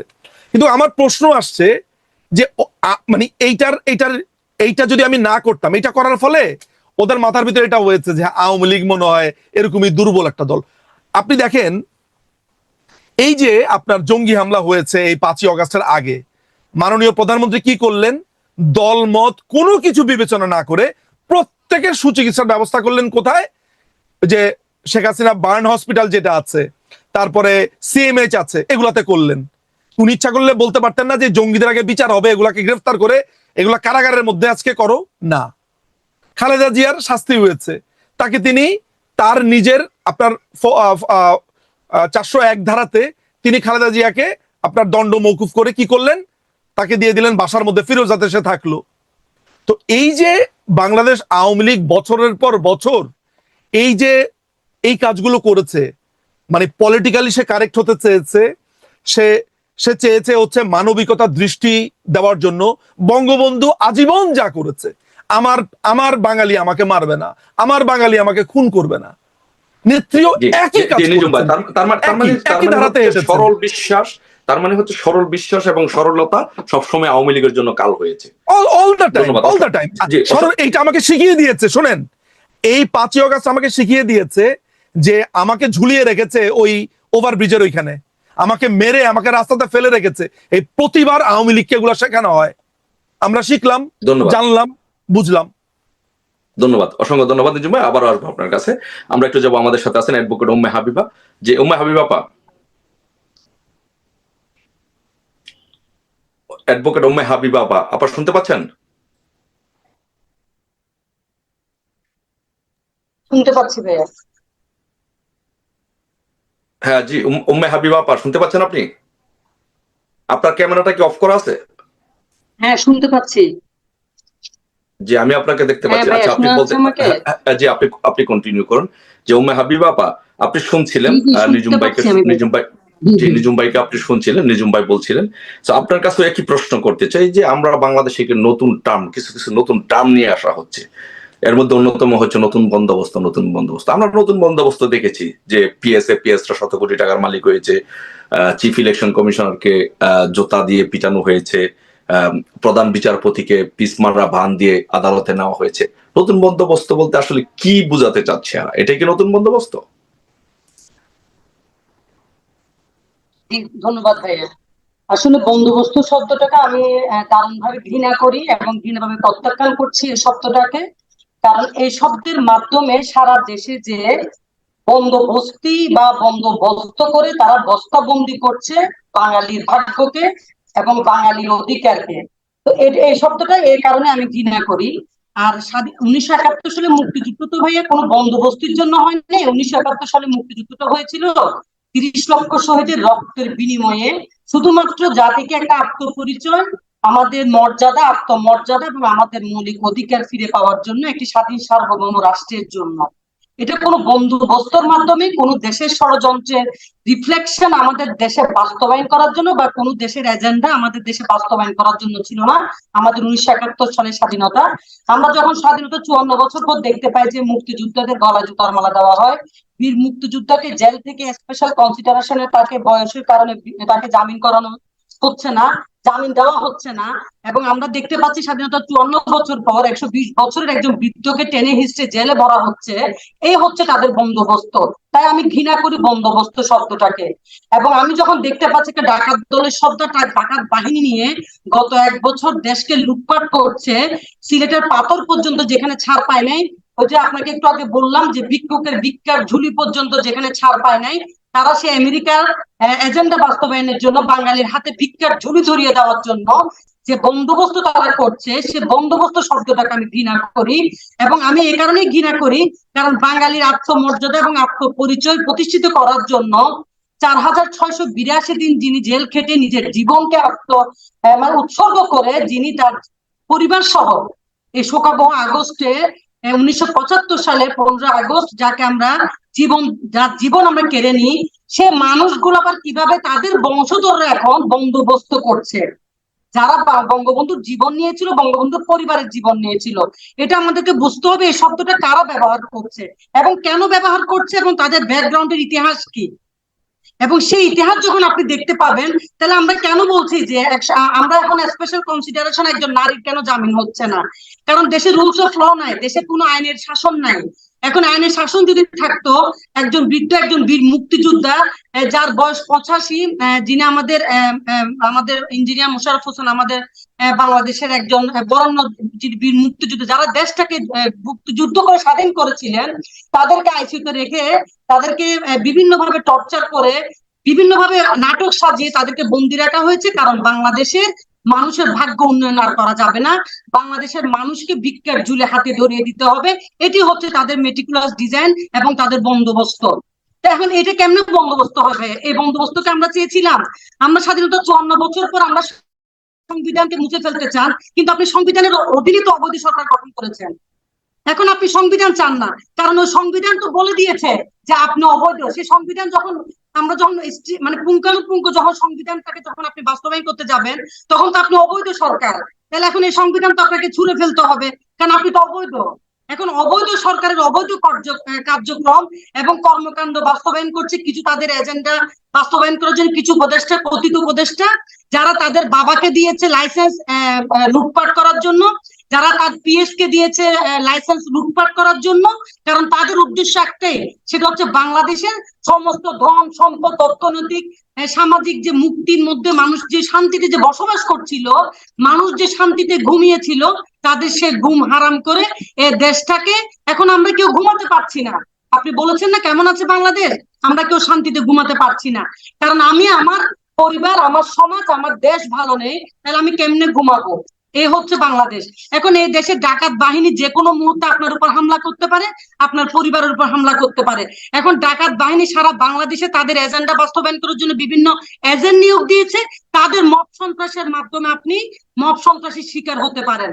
এখন এই মব সন্ত্রাস থেকে বাঁচার জন্য আপনি একটু আগে বলেছেন নিজুম ভাইকে একটি প্রশ্ন, যে মানুষ কেন চুপ, নিজুম ভাই জিজ্ঞেস করলেন, সেটির উত্তর হচ্ছে মানুষ মব সন্ত্রাসকে ভয় পায়। মানুষ তার জীবন হারানোর ভয়ে আছে, মানুষ মব সন্ত্রাসের ভয়ে আছে। আপনিও সেটি হয়তো বুঝেছেন এবং নিজুম ভাই সেটি জানেন, কিন্তু উনি ওনার দুঃখের জায়গা থেকে বলছেন, আমি আমার কষ্টের জায়গা থেকে বলতে চাই যে মানুষ বাঁচতে চায়, মানুষ তার মৌলিক অধিকার, মানুষ জানে সাংবিধানিক ভাবে বেঁচে থাকা তার মৌলিক অধিকার, সে অধিকারটুকু সে চায়। তার মানে উম্মে হাবিবা আপনি বলছেন যে মানুষ ভয়ের কারণে যে কথাটি বলতে চাচ্ছে সেটি বলছে না? জি জি জি, অবশ্যই। কারণ আপনিও যে বললাম যে যে দেশে আপনি একটা মাসে 352টি নারী শিশু সহিংসতার শিকার হচ্ছে, ঘটনা ঘটছে, তো সে দেশের নারী তো আপনার মুখ খুলবে না। এবং যে দেশে অসংখ্য ধন্যবাদ। তার মানে হচ্ছে মাইলস্টোনের, তো সেই মা বাবা তো বুঝে গেছে যে এই সরকার কি চায়। এই অবৈধ সরকার রক্ত চুষে মানুষের সুদের ব্যবসা করার জন্য এই দেশটাকে দখল করেছে অবৈধভাবে। এটা তো তারা বুঝে গেছে। এখন তারা কেন কথা বলছেন আপনাদেরকে বুঝতে হবে। জি, ধন্যবাদ, অসংখ্য ধন্যবাদ। তার মানে আপনি বলছেন যে মব সন্ত্রাস বা মবের ভয়ে মানুষ যে কথাটি বলতে চায়, ইচ্ছা করে তা বলতে পারে। এখানে পাথর দিয়ে মানুষ মারা হচ্ছে। অসংখ্য ধন্যবাদ। আপনার কাছে আবারও আসবো। আমরা একটু যেতে চাই আমাদের স্বপন ভাইয়ের কাছে। যে স্বপন ভাই, আপনি কি শুনতে পাচ্ছেন? জি জি স্বপন ভাই, আপনি শুনছিলেন যে নিজুম ভাই যে কথাটি বলছিল যে আওয়ামী লীগের বিরুদ্ধে একটি সম্মিলিত অপপ্রচার হয়েছে এবং সবসময় সেটা হয়। আমরা 5 আগস্টের পূর্ব দেখেছি যে বলা হয়েছিল যে 26 লক্ষ ভারতীয় বাংলাদেশে কাজ করে আয়নাগর এরকম ভারতের কাছে দেশ বিক্রি করে দেওয়া হয়েছে, ভারতের সাথে অসম চুক্তি, এই গুজবগুলো। তো সেই জায়গা থেকে এখানে কি আমাদের কোনো ব্যর্থতা আছে যে তাদের এই গুজবগুলোর উত্তর আমরা দিতে পারি নাই, বা আমাদের আরো দায় ছিল, সে দায়িত্বগুলো আমরা পালন করতে পারি নাই, বা আপনি কি মনে করেন?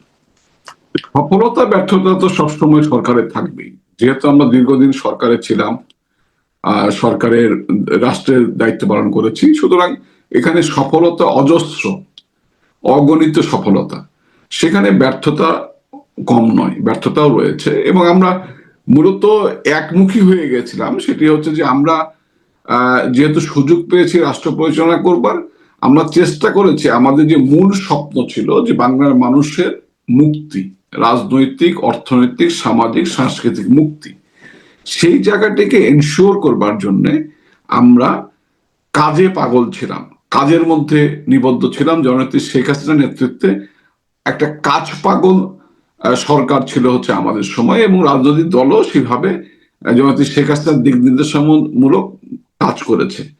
এই জায়গাটিতে প্রোপাগান্ডা বা অপপ্রচার, এটি জবাব দেওয়ার ক্ষেত্রে বা এটি মানুষের কাছে গ্রহণযোগ্যভাবে উপস্থাপনের ক্ষেত্রে অবশ্যই আমাদের ব্যর্থতা রয়েছে, এটা অস্বীকার করবার জন্যই।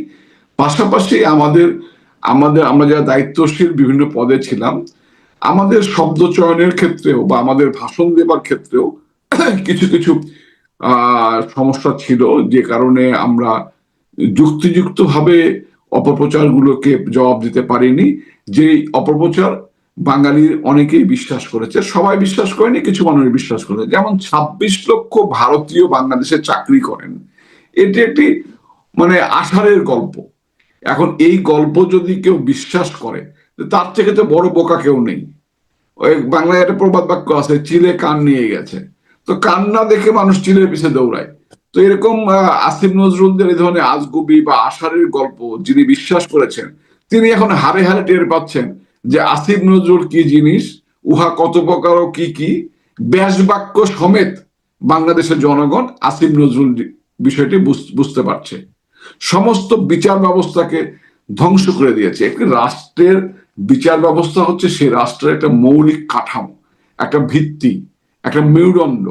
সেই মেরুদণ্ডটাকে এইভাবে ধ্বংস করে দেওয়া, সুপ্রিম কোর্টের এজলাসের মধ্যে, বাংলাদেশের সর্বোচ্চ আদালতের এজলাসের মধ্যে কখনো বিচারপতিকে, একজন ডিএজি সরকার নিয়োজিত আইনজীবী, তিনি ধমকাতে পারেন, তিনি সুপ্রিম কোর্টের অন্যান্য সিনিয়র আইনজীবীদের উপর আক্রমণ করতে পারেন, তারা তেড়ে আসতে পারে। এতদিন তো দেখতাম যে ডাকাত পড়েছে রাস্তাঘাটে সর্বত্র, সচিবালয় থেকে শুরু করে সর্বত্র, কিন্তু এখন তো দেখছি ডাকাত খোদ সর্বোচ্চ আদালতে ঢুকে পড়েছে।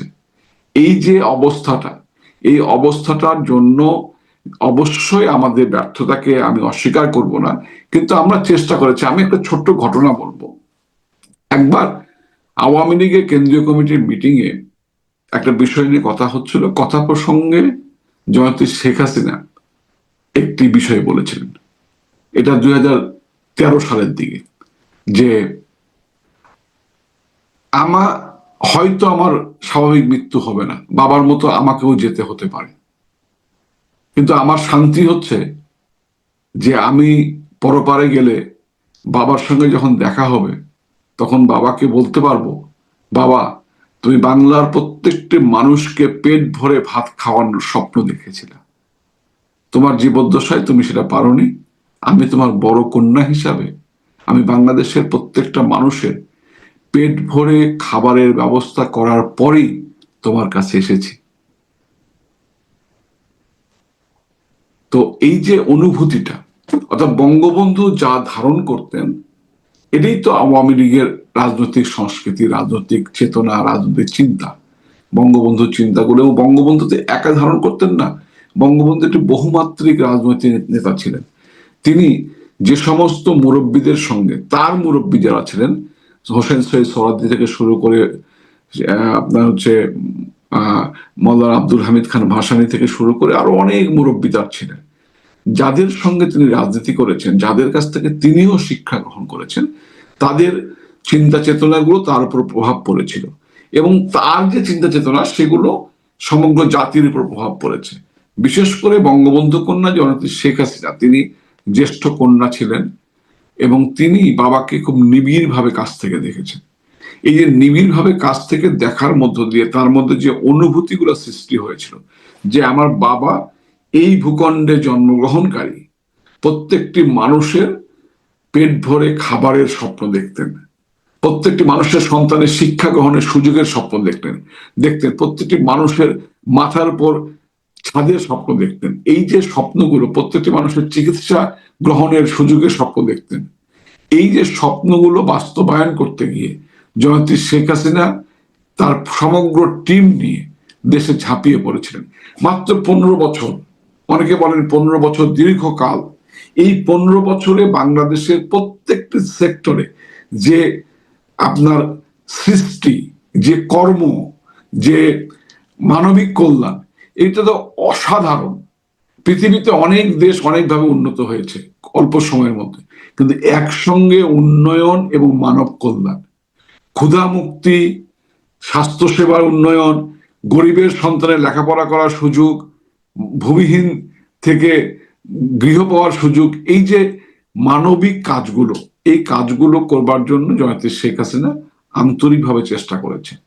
এর মধ্যে অন্যরা ষড়যন্ত্র করেছে, এবং একটি জায়গা হচ্ছে, মূল জায়গাটা ওই জায়গাটাই, যখন বাংলাদেশের জন্ম হয় 1971 সালে, তখন কিন্তু পৃথিবী বিভক্ত ছিল।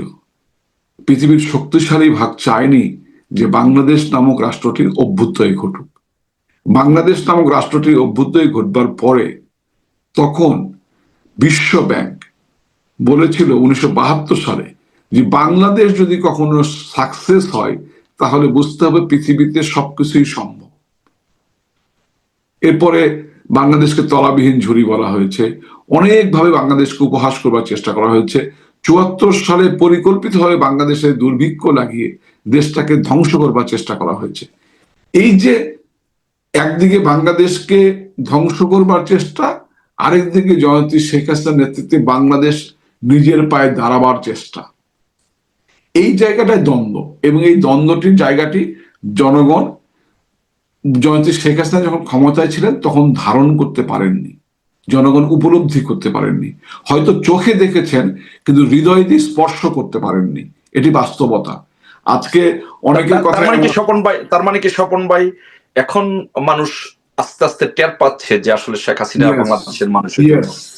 এখন মানুষ অন্তরে, মানুষের কিন্তু 3 নম্বর একটা চোখ আছে, সেই চোখটা হচ্ছে বিবেক এবং হৃদয় দ্বারা পরিচালিত হয়। এখন মানুষ স্পষ্টভাবে উপলব্ধি করতে পারছেন যে জয়ন্তী শেখ হাসিনা কি করেছেন মানুষের জন্য, কি করতে চেয়েছেন, এবং কেন তিনি এই দেশের স্বাধীনতা সার্বভৌমত্বকে রক্ষা করা এবং মানুষের অধিকার রক্ষা করবার জন্য কেন তিনি পরাশক্তিগুলোর দাসত্ব মেনে নেননি। আজকে দাসত্বের অনেক কথা বলা হয়, আরে বঙ্গবন্ধুর কন্যা কখনো দাসত্ব করতে পারে? বঙ্গবন্ধুর কন্যা কখনো কোনো রাষ্ট্রের নিকট নথি স্বীকার করতে পারে?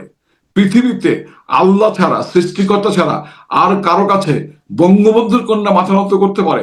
ইম্পসিবল। তিনি কারো কাছে মাথা নত করেননি। এই যে নিঝুম যে কথাটি বললেন, আজকেও স্পষ্ট করে বললেন, এবং উম্মে হাবিবাও বলেন যে আওয়ামী লীগ ভারতের কাছে দেশ বিক্রি করে দিয়েছে। 1 বছর ধরে ক্ষমতায়, দেশের কোন ইঞ্চি মাটি আওয়ামী লীগ ভারতের কাছে বিক্রি করে দিল? নিশ্চয়ই দলিল দস্তাবেজ আছে। কোন কোন চুক্তি গোপন করেছে যেখানে বাংলাদেশের স্বার্থ বিরোধী কাজ হয়েছে? নিশ্চয়ই ফাইলগুলো আছে। ফাইল তো জয়ন্তী শেখ হাসিনা নিয়ে যাননি দিল্লিতে, ফাইলগুলো তো বাংলাদেশেই আছে।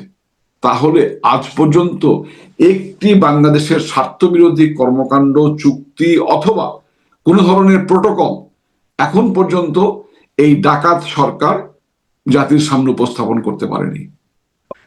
মানুষ কখনো কখনো মিথ্যা কথা বলে, মানুষ কখনো কখনো মিথ্যা কথা বলে, আর আসিম নজরুল কখনো কখনো সত্য কথা বলে, প্রফেসর ইউনূস কখনো কখনো সত্য কথা বলে।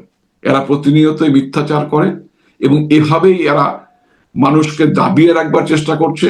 যে কথাটি বলছিলেন যে কেন এখন আনু মোহাম্মদ সাহেবরা লং মার্চ করে না, কথা বলে না সাহস করে, দেখুন আমি একটা জিনিস বলি, আওয়ামী লীগ আমলে একটি গণতান্ত্রিক সমাজ ব্যবস্থা ছিল। সারাদিন আওয়ামী লীগের বিরুদ্ধে কথা বলা যেত এবং সন্ধ্যার সময় এ কথাও বলা যেত আওয়ামী লীগ কথা বলতে দেয় না। এটা ফ্যাশন হয়ে দাঁড়িয়েছিল, সারাদিন আওয়ামী লীগের বিরুদ্ধে কথা বলে শেষ করবার পরে বলা হতো আওয়ামী লীগ কথা বলতে দেয় না, কণ্ঠরোধ করে রাখে। এই যে ফ্যাশনটা, এখন তো কথা উচ্চারণ করা না, আকার ইঙ্গিতে যদি কেউ মুখ অভিনয় করেও, মানে পার্থপ্রতিমের মতো যদি কেউ মুখ অভিনয় করেও এই সরকারের বিরুদ্ধে বা এই সরকারের আকাঙ্ক্ষার বিরুদ্ধে কোনো কথা বলে, তাকেও তো কারাগারে নিক্ষেপ করা হবে এবং তিনিও সামান্যতম আইনের আশ্রয় পাবেন না। প্রফেসর কলিমুল্লাহকে অলরেডি যেটা করা হয়েছে, প্রফেসর কলিমুল্লাহর মতো ব্যক্তি, হ্যাঁ, তাকে যেটা করা হয়েছে বা এরকম আরো অনেকে আছে। এই কারণে মান সম্মানের ভয়ে, জীবনের ভয়ে ভীত হয়ে অনেকেই কথা বলছেন না। তবে একটি বিষয়, তুষের আগুন যেমন ধিক ধিক করে জ্বলে, প্রত্যেকটি বাঙালির অন্তরের মধ্যে আগুন ধিক ধিক করে জ্বলছে। এই আগুন খুব অল্প দিনেই অগ্নুৎপাত হয়ে বিস্ফোরিত হবে এবং প্রফেসর ইউনূস সেই আগুনে জ্বলে পুড়ে ছারখার হয়ে যাবে। জি জি, ধন্যবাদ, অসংখ্য ধন্যবাদ আপনাকে স্বপন ভাই। আপনার কাছে আবার আসবো, আমরা একদম অনুষ্ঠানের শেষ প্রান্তে। নিঝুম ভাই, আপনাকে একটি প্রশ্ন করতে চাই, একদম আপনি যদি 1 মিনিটে ছোট করে যদি একটু উত্তর দিতেন। যে আমরা দেখেছি যে আওয়ামী লীগ সরকার আমলে যে কথাটি বলা হয়েছিল যে 26 লক্ষ ভারতীয় আয়নাগর। তো ব্যাপারটা এইরকম, ধরেন কোন গ্রামের প্রত্যন্ত অঞ্চলের একজন স্টুডেন্ট যদি ক্লাস ইন্টারমিডিয়েট পাশ করার পরে বা বিএ পাশ করার পরে তার কাছে যদি বারবার বলা হয় যে ভারতীয়রা বাংলাদেশে চাকরি করে কিন্তু তোমাদের জন্য চাকরি নেই, তাহলে সেই ছেলেটার হয়তো সেটা জাস্টিফাই করার সেরকম সক্ষমতা বা ক্ষমতা থাকে না, যেহেতু সে বয়স কম বা তার ওরকম ইন্টারনেট অ্যাক্সেস বা অনেক কিছু জানার অধিকার নেই। তো সেই জায়গা থেকে আমরা এই নেগেটিভ গুলোর উত্তর দিতে কি আমরা ব্যর্থ হয়েছি, বা যদি অতীতে ব্যর্থ হয়ে থাকি, এখন আপনার এই তরুণ সমাজের কাছে, আপনি একজন তরুণ আইনজীবী, আপনি একজন অনেক মানুষের কাছে আপনি আইডল, এই তরুণ সমাজের কাছে এখন আপনার বার্তা কি? এই তরুণ সমাজের কাছে আপনি কি বলতে চান? এই যে এই মিথ্যাগুলো যে তাদের কাছে পৌঁছানো হয়েছে, এই মিথ্যা তথ্য অপতথ্য দিয়ে একটা দেশ ধ্বংস করা হয়েছে, এখন এই তরুণ প্রজন্মের কাছে আপনার কি বার্তা? শোনেন সালাউদ্দিন ভাই, আমি আপনার মতো এই সরল ভাবনাটা ভাবতে পারছি না বলে আমি অনেক দুঃখিত। এই যে আপনি বলছেন যে 26 লক্ষ করার পরে সে গ্রামে থাকে, করতে পারে না, না, সে তার মাজাটাকে ঝাঁকিয়ে কুদিয়ে টিকটক করতে পারে, তার থেকে 500 টাকা নিয়ে গেলে সে দৌড়ায় আসতে পারে, সে দুনিয়ার সমস্ত কিছু বোঝে, সে আপনার চুলের কালার করে টিয়া পাখির মতো, আপনার আজকে গ্রামে গঞ্জে দেখবেন টিয়া পাখির মতো চুল করে আপনার নাচন কুর্দন করছে, সিনেমা দেখছে, গান গাইছে, শুধুমাত্র সে আওয়ামী লীগের কিছু এগেনস্টে বললে সে এটা ভেরিফাই করতে পারে না। তার ওইখানেই হচ্ছে ভাইয়া এটা কি একটু বুঝিয়ে বলবেন, আর সব কিছু সে বুঝে বসে আছে।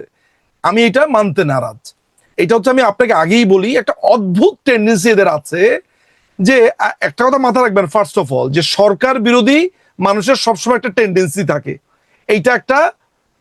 এইটা একটা স্বতঃসিদ্ধ ব্যাপার। এইটা প্রথমে আপনি মাথায় রেখে বাংলাদেশ আওয়ামী লীগের বিরুদ্ধে সৃষ্টির শুরু থেকে বাংলাদেশ আওয়ামী লীগের এগেনস্টে প্রোপাগান্ডাগুলোর অ্যান্সার আমরা তো দিতে যথাযথভাবে ব্যর্থ হয়েছি, এটা তো সঠিক। একই সাথে এদের দায়বদ্ধতা আপনি অস্বীকার করতে পারেন না। যেই ছেলেটাকে বলা হচ্ছে যে 26 লক্ষ ভারতীয় আছে, সে এটা ভেরিফাই করবে না? তার কি মাথাতে সামান্যতম গিলু আল্লাহ দেয় নাই যে আমি 26 লক্ষ, কয়টা মিলে 26 লক্ষ হয় রে ভাই? 26 লক্ষ লোক দেশের বাইরে থেকে কাজ করে, কয়জন মিলে 26 লক্ষ? নিজুম ভাই, একটা ছেলে যখন বিএ পাস করে বা ইন্টার পাস করে, হ্যাঁ, তার যে বয়স, সেই বয়স এই জিনিসটা কিন্তু জাস্টিফাই করে বের করা তার জন্য অনেকের ক্ষেত্রে ডিফিকাল্ট। বিএ আপনি বলতে চাইছেন বাংলাদেশে একটা ছেলে গ্রাজুয়েশন কমপ্লিট করার পর সে বাংলাদেশে 2026-এ যেখানে আইফোন 16 প্রো ম্যাক্স, যেখানে স্যামসাং S25 এর যুগ চলছে, মার্সে যাচ্ছে, সেইখানে বাংলাদেশের একটা বিএ পাস করা ছেলে এইটা বের করতে পারবে না বা তার ফার্দার কোশ্চেন রেজ করবে না যে আসলে কি 26 লক্ষ আছে? পত্রিকা পড়বে না, পড়ালেখার তার কোনো স্পৃহা নাই, একটা বই কোনোদিন সে পড়ে দেখবে না, একটা জায়গা সে নলেজ গ্যাদার করবে না। আমি ভাই এইটাকে অনবোর্ডে নিতে নারাজ। আমি আপনাকে একটা ছোট্ট উদাহরণ দিয়ে একটা কথা বলি, 1 মিনিটে শেষ করতে পারি কিনা আমি জানি না, বাট এই উদাহরণটা আমি আপনাকে দেই। এক ছেলে আজকে থেকে 2 বছর আগে আমাকে প্রচন্ড গালিগালাজ করে মেসেজ দিয়েছে। তাকে যখন তার ঠিকানা মিকানা সমস্ত ঠিকানা আমি বের করে ফেললাম, সে তখন বলল যে সে আমাকে গালিগালাজ করেছে হতাশা থেকে। কেন রে বাবা হতাশা কেন? হতাশা হচ্ছে সে MBA পাশ করেছে, তার চাকরি হচ্ছে না, সে বিএনপি ঘরানার ছেলে, এই কারণে বাংলাদেশ সরকার তাকে চাকরি দিচ্ছে না। ভালো কথা, আমি তাকে অফার করলাম 50,000 টাকার বেতনে তাকে একটা চাকরি দেওয়া হবে, তার এই সমস্ত সুযোগ সুবিধা মিলে প্রায় 1 লক্ষ টাকার কাছাকাছি তার একটা বেতনের চাকরি আমি ব্যবস্থা করে দিব। কিন্তু তাকে প্রপারলি ইন্টারভিউর মধ্যে দিয়ে যেতে হবে। ইন্টারভিউ নিয়েছি, বাংলাদেশের সেরা 2টা প্রতিষ্ঠানের HR ম্যানেজার ছিল এবং আমার ওয়াইফ ছিল, আমার ওয়াইফ একজন ব্যারিস্টার, আমরা 4 জন ইন্টারভিউ তার নিলাম। এই লোকটি MBA এর পুরো ফুল মিনিংটাই আমাকে বলতে পারেনি। MBA এর ফুল মিনিং বলতে পারেনি, কয়টা সাবজেক্ট বলতে পারেনি, রেফারেন্সের জায়গাতে তার বাবার নাম ভুল লেগেছে। যে তার বাবার নাম ভুল লেখে, এটা আমি একটা চিত্র দিয়ে, আমি ওই যে ভাত টিপ দিলে সব বের হয়। শোনেন ভাই, বাংলাদেশে অনেক বড় বড় ডিগ্রি দাঁড়িয়ে আছে, MBA পাস করেছে, এই করেছে সেই করেছে, হ্যাঁ, কিন্তু সে কাজের বেলাতে লবডঙ্কা। সুতরাং আমি এটা মানতে নারাজ। এরকম অনেক ব্লেম করা যায়, আমার নিজের লাইফ থেকে আমি এইসব উদাহরণ দেখেছি। সুতরাং আমি আপনার এই কথাটাকে অনবোর্ডে নিতেই পারলাম না যে বিএ পাস করা একটা ছেলে, আসিফ নজরুল বলেছে 26 লক্ষ ভারতীয় এখানে আছে, সে খুঁজে দেখবে না। এই যে অন্বেষণের অনীহা, এই যে খুঁজে দেখার অনিয়া, আপনি দেখেন আমার ঘরের পেছনে বই, ওভার দ্য লাস্ট 23 ইয়ার্স আমি ইংল্যান্ডের মতো একটা জায়গাতে 8,000 বই সংগ্রহ করেছি। বাংলাদেশে ঘুরে ঘুরে ঘুরে ঘুরে আমি পত্রিকা কালেক্ট করেছি। কেন? আমার জ্ঞানের অন্বেষণ ছিল। আমিও তো অনেক কিছু জানতাম না, তো জ্ঞানের অন্বেষণটা নেই কেন? এই যে নাই, সেইটা আপনার উপর দিয়ে চাপিয়ে দিবে, ভাই আমি তো জানতাম না। আমি আগে তাকেও ব্লেম করব। ইয়েস, আমাদের ফল্ট ছিল, আমরা হয়তো ওরকম ঘরে ঘরে যেতে পারিনি, বলতে পারিনি, কিন্তু মানুষ এটা কেন বিশ্বাস করবে যে জাল পরা বাসন্তী? জাল পরে কেউ থাকে? যে 200 টাকা 300 টাকার জাল পড়তে পারে, সে 100 টাকার 74 সালে 100 টাকা দিয়ে একটা কাপড় পরতে পারে না। এই সামান্য ঘিলু যেই জনতার নাই বা যেই গোষ্ঠীর নাই, তাদেরকে আমি এত ছাড় দিতে নারাজ। অনেক ধন্যবাদ। ধন্যবাদ, যে অসংখ্য অসংখ্য ধন্যবাদ। আমরা যাবো একটু উম্মে হাবিবার কাছে। যে উম্মে হাবিবা আপা, আপনি শুনছিলেন যে আমাদের বিরুদ্ধে যে নেগেটিভ গুলো, যে মিথ্যা অপপ্রচার গুলো করা হয়েছিল, যে 26 লক্ষ ভারতীয় আয়নাগর, এই অপপ্রচার গুলো চালিয়েই বেসিক্যালি তরুণ সমাজকে আমাদের বিরুদ্ধে খেপিয়ে দেওয়া হয়েছিল। সো একজন মা হিসাবে, একজন আইনজীবী হিসাবে, একজন সমাজের প্রতিনিধি হিসাবে এই তরুণ সমাজের কাছে এই মিথ্যা গুজব এর বিরুদ্ধে তাদের উপর আপনার কি আহ্বান? অ্যাডভোকেট উম্মে হাবিবা, তাদের কাছে আপনার আহ্বান। আসলে যে 24 সালের যে জুলাই মাস, সেটা ছিল একটি প্রতারণার মাস। সে প্রতারণার ফাঁদে কিন্তু তারা ফেলেছে আমাদের কোমলমতি শিশুদেরকে। আপনি যেটা একজন মা হিসেবে বলছেন, তাই আমি বলছি। তো এই কোমলমতি শিশুদেরকে ফাঁদে ফেলার জন্য তারা যত রকম মিথ্যাচার, যত রকম কি বলবো পয়েন্ট, ওরা মেধা নাকি কোটা আন্দোলন, এই যে তথাকথিত তাদের যে ষড়যন্ত্রমূলক যে বিষয়গুলো, মেটিকুলাস ডিজাইনের যে অংশগুলো ছিল, সেগুলো ফাঁদে পড়েছিল আমাদের কোমলমতি শিশুরা, যাদের ভবিষ্যৎ নির্ভর করছে একটি শিক্ষা, এবং তাদের ভবিষ্যৎ কিন্তু নির্ভর করছে একটি শিক্ষিত জাতির উপর, এবং একটা জাতি তাদেরকে কতটুকু শিক্ষার সুযোগ দিচ্ছে তার উপরে। এখন জাতিটা তো চালাচ্ছে কে? তিনি তো ডাকাত দলের সর্দার, তিনি হচ্ছেন একটি মেটিকুলাস ডিজাইনার।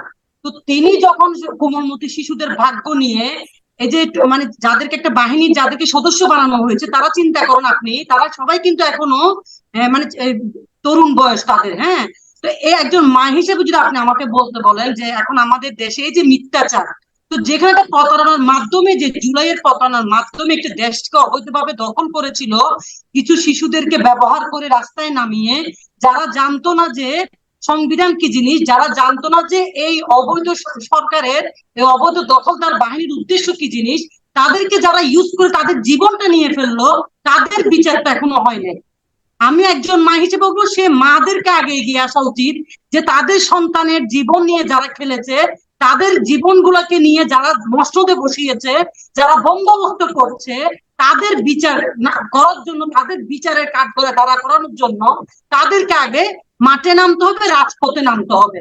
কারণ আমি সর্বপ্রথম একটি কথা বলতে চাই, আমি প্রথম থেকে যদিও আপনাকে বলে এসেছি, সেটা হচ্ছে যে দেশে আপনি বাংলাদেশকে, আমরা একটি স্বাধীন রাষ্ট্র, এই স্বাধীন রাষ্ট্রে যিনি এখন বর্তমানে মসনদে আছেন, তিনি কি একটি ইউনিয়ন পরিষদের চেয়ারম্যান হতে পারবেন? জনপ্রতিনিধি, জনগণের ভোট, প্রত্যক্ষ ভোটে নির্বাচিত হয়ে? আমি তাকে চ্যালেঞ্জ দিলাম আজকে। তিনি যদি ইউনিয়ন পরিষদের চেয়ারম্যান হয়ে দেখাতে পারে, তাহলে আমি বলবো যে তিনি দেশপ্রেম বুঝে, তিনি মানবতা বোধ নিয়ে তিনি তার জন্ম, এবং তিনি মানবতার জন্য তিনি দেশে মসনদে বসেছেন। তিনি দেখাতে পারবেন। ওই যে একটু আগে আমাদের শ্রদ্ধাভাজন স্বপন ভাই বলেছেন যে তিনি কি পারেন, আমি সেটা বলছি না, তিনি ওইটাই পারেন আসলে। এখন আমরা মুখ খুলছি না, আমরা গুটি কয়েকজন আমরা মুখ খুলছি, কারণ আমরা জানি আমাদেরকে বলতে হবে। কারণ আমি যদি না বলি, আমি একজন যদি না বলি, নিজুম মজুমদার ভাই যদি না বলে, স্বপন ভাই যদি না বলে, তাহলে মানুষ তো এখানে ঢুকে ঢুকে মরবে। ও যে বললো না যে স্বপন ভাই, যে আগ্নেয়গিরি অগ্নুৎপাত সৃষ্টি হবে, সেটা বেশি দিন হয়তো লাগবে না, কিন্তু আমাদেরকে মাঠে নামতে হবে, আমাদেরকে সেটা ঐক্যবদ্ধ হতে হবে, আমাদেরকে সংঘবদ্ধ হতে হবে, এবং আমাদেরকে সৎ সাহস নিয়ে আগাতে হবে। আমরা এখানে কেন সৎ সাহস নিয়ে আগাবো? কারণ আমার মাননীয় প্রধানমন্ত্রী জননেত্রী শেখ হাসিনা আমাদেরকে একটি বাংলাদেশ দিয়েছেন, যে বাংলাদেশ নিরাপত্তা ছিল। এখন যেহেতু আমি নিরাপত্তাহীনতায় ভুগছি, যেহেতু আমি নিরাপদ না, আমি একজন মা হিসেবে নিরাপদ না, আমি একজন আইনজীবী হিসেবে নিরাপদ না, তাহলে আমি সকল মাকে বলবো আপনারা এগিয়ে আসেন। কারণ আপনারা কিন্তু মুখ খুলছেন না, কিন্তু আপনারা কিন্তু নিরাপত্তাহীনতায় ভুগছেন। অসংখ্য ধন্যবাদ, অসংখ্য ধন্যবাদ। সবাইকে এগিয়ে আসার জন্য আপনি আহ্বান জানাচ্ছেন। আপনারা এগিয়ে আসুন, কারণ আমরা যদি সবাই ঐক্যবদ্ধ হই তখন ডাকাত দলের সর্দার তার ডাকাত বাহিনী নিয়ে এই দেশ ছাড়তে বাধ্য হবে, এবং এই দেশ তখন একটি সৌন্দর্য সফল, আমাদের ন্যাচারাল একটা বিউটি, আমাদের বাঙালি জাতির সংস্কৃতি নিয়ে, ঐতিহ্য নিয়ে, আমাদের যে মুক্তিযুদ্ধের সংস্কৃতি নিয়ে, আমাদের মুক্তিযোদ্ধাদেরকে সম্মানের মাধ্যমে এই দেশ এগিয়ে যাবে, এই মুক্তিযুদ্ধের প্রজন্ম এগিয়ে যাবে, মুক্তিযুদ্ধের পক্ষে শক্তি এগিয়ে যাবে। এটাই হচ্ছে ধন্যবাদ। আমার অনুরোধ, বিনীত অনুরোধ। যে অসংখ্য ধন্যবাদ উম্মে হাবিবা আপা, অসংখ্য ধন্যবাদ। আমরা একটু যাব স্বপন ভাইয়ের কাছে। স্বপন ভাই, আপনি যদি 1 থেকে সর্বোচ্চ 2 মিনিটের মধ্যে বলতেন যে স্বপন ভাই, আমরা যে জিনিসটি দেখেছি, যে আমি যে প্রশ্নটা নিজুম দাকে করেছি, যে একটা গ্রামের ছেলে সে যখন ইন্টার পাস করে বা বিএ পাস করে বা কোনো প্রত্যন্ত অঞ্চল থেকে সে যখন অনার্স পাস করে, তার কাছে যখন বারবার একটা মেসেজ যায় বিভিন্ন লোকের ছবি দিয়ে যে ভারতীয়রা কাজ করছে বাংলাদেশে, তোমরা কাজ পাচ্ছ না, তখন কিন্তু সে অনেকটা সন্দিহান হয়ে যায় এবং বিশ্বাস করে। এবং আপনি যখন বিভিন্ন জায়গার ফ্রান্সের প্রত্নতাত্ত্বিক জায়গার ছবি দেখিয়ে যে বলে আয়নাগর আয়নাগর আয়নাগরে নির্যাতন হচ্ছে, তখন কিন্তু সে অনেকটা বিশ্বাস করে বা সন্দিহান হয়ে যায়। তো এই জায়গা থেকে যারা এরকম, যাদের সাথে এরকম প্রতারণা করা হয়েছে তরুণ সমাজের সাথে বা আমাদের সমাজের খেটে খাওয়া মানুষগুলোকে যেভাবে প্রতারিত করেছে, এই তরুণ সমাজ এবং খেটে খাওয়া প্রতারিত মানুষ, সাধারণ মানুষের কাছে আপনার বার্তা কি? আপনি কি বলতে চান? যদি 2 মিনিটে একটু বলতেন। একদম আমরা অনুষ্ঠানের শেষ প্রান্তে আছি। হ্যাঁ, দেখুন, আমার যে বক্তব্যটি একজন রাজনৈতিক কর্মী হিসাবে সেটি খুব স্পষ্ট। সেটি হচ্ছে, পৃথিবী কারোর জন্য থেমে থাকে না, পৃথিবী গতিময়, পৃথিবী এগিয়ে চলে, তেমনি দেশও এগিয়ে চলে। আমার জন্য বা আমাদের মতো কারোর জন্য দেশ থেমে থাকবে না, দেশ এগিয়ে যাবে। এই যে তরুণ সমাজ আজকে বাংলাদেশে রয়েছে, তারাই তো জাতির ভবিষ্যৎ, তারাই এই দেশ গড়বে, তারাই এই দেশকে এগিয়ে নেবে, তারাই বসবাস করবে, তাদেরও পরের প্রজন্ম আসবে, তারা মাথা উঁচু করে দাঁড়াবে পৃথিবীতে, এবং পরের প্রজন্ম বাংলাদেশে বসবাস করবে একটি শান্তিপূর্ণ, পরমত সহিষ্ণু, একটি সুন্দর সমাজে। এবং এই কাজটি করবার জন্য অবশ্যই তরুণ প্রজন্মকে আজকে তার অন্তরের চক্ষু, তার বিবেক, তার বুদ্ধি, তার দৃষ্টিশক্তি সবকিছু প্রসারিত করতে হবে। ঠিক আছে, যেভাবেই হোক আপনারা বিশ্বাস করেছিলেন যে আমরা মন্দ, যেভাবেই হোক আমাদের ব্যর্থতাই হোক আর যে কারণেই হোক, আপনারা বিশ্বাস করেছিলেন যে আমরা ভালো না। আজকে আমাদের সময় এবং আজকের সময়, আজকে কিন্তু আওয়ামী লীগ ক্ষমতায় নেই, আওয়ামী লীগ সব জায়গাতেই উচ্ছেদ, ক্ষমতায় প্রফেসর ইউনূস এবং 4000 ডাকাত দল। এবং এই ক্ষমতার অংশীদার কিন্তু বাংলাদেশে বর্তমানে ক্রিয়াশীল প্রায় প্রত্যেকটি রাজনৈতিক দল ক্ষমতার অংশীদার। কেউ ইউনিয়নে অংশীদার, কেউ থানায় অংশীদার, কেউ জেলায় অংশীদার, কেউ কেন্দ্রে অংশীদার। কিংস পার্টি একটা আছে, বাচ্চাদের দিয়ে করা হয়েছে, কিন্তু কিংস পার্টির বাইরেও অনেক পার্টি আছে যেগুলো প্রায় অ্যাসোসিয়েটেড কিংস পার্টি, সহযোগী রাজকীয় পার্টি। তারাও তো ক্ষমতায়, তাদের নেতাকর্মীরাও তো চাঁদাবাজি করছে, যত ফুটপাত থেকে শুরু করে রাজপ্রাসাদ পর্যন্ত সব জায়গায় চাঁদাবাজি চলছে। অন্ধ হলেই প্রলয় বন্ধ হয় না। অন্তরের চোখ প্রসারিত করুন, বাস্তবকে উপলব্ধি করুন।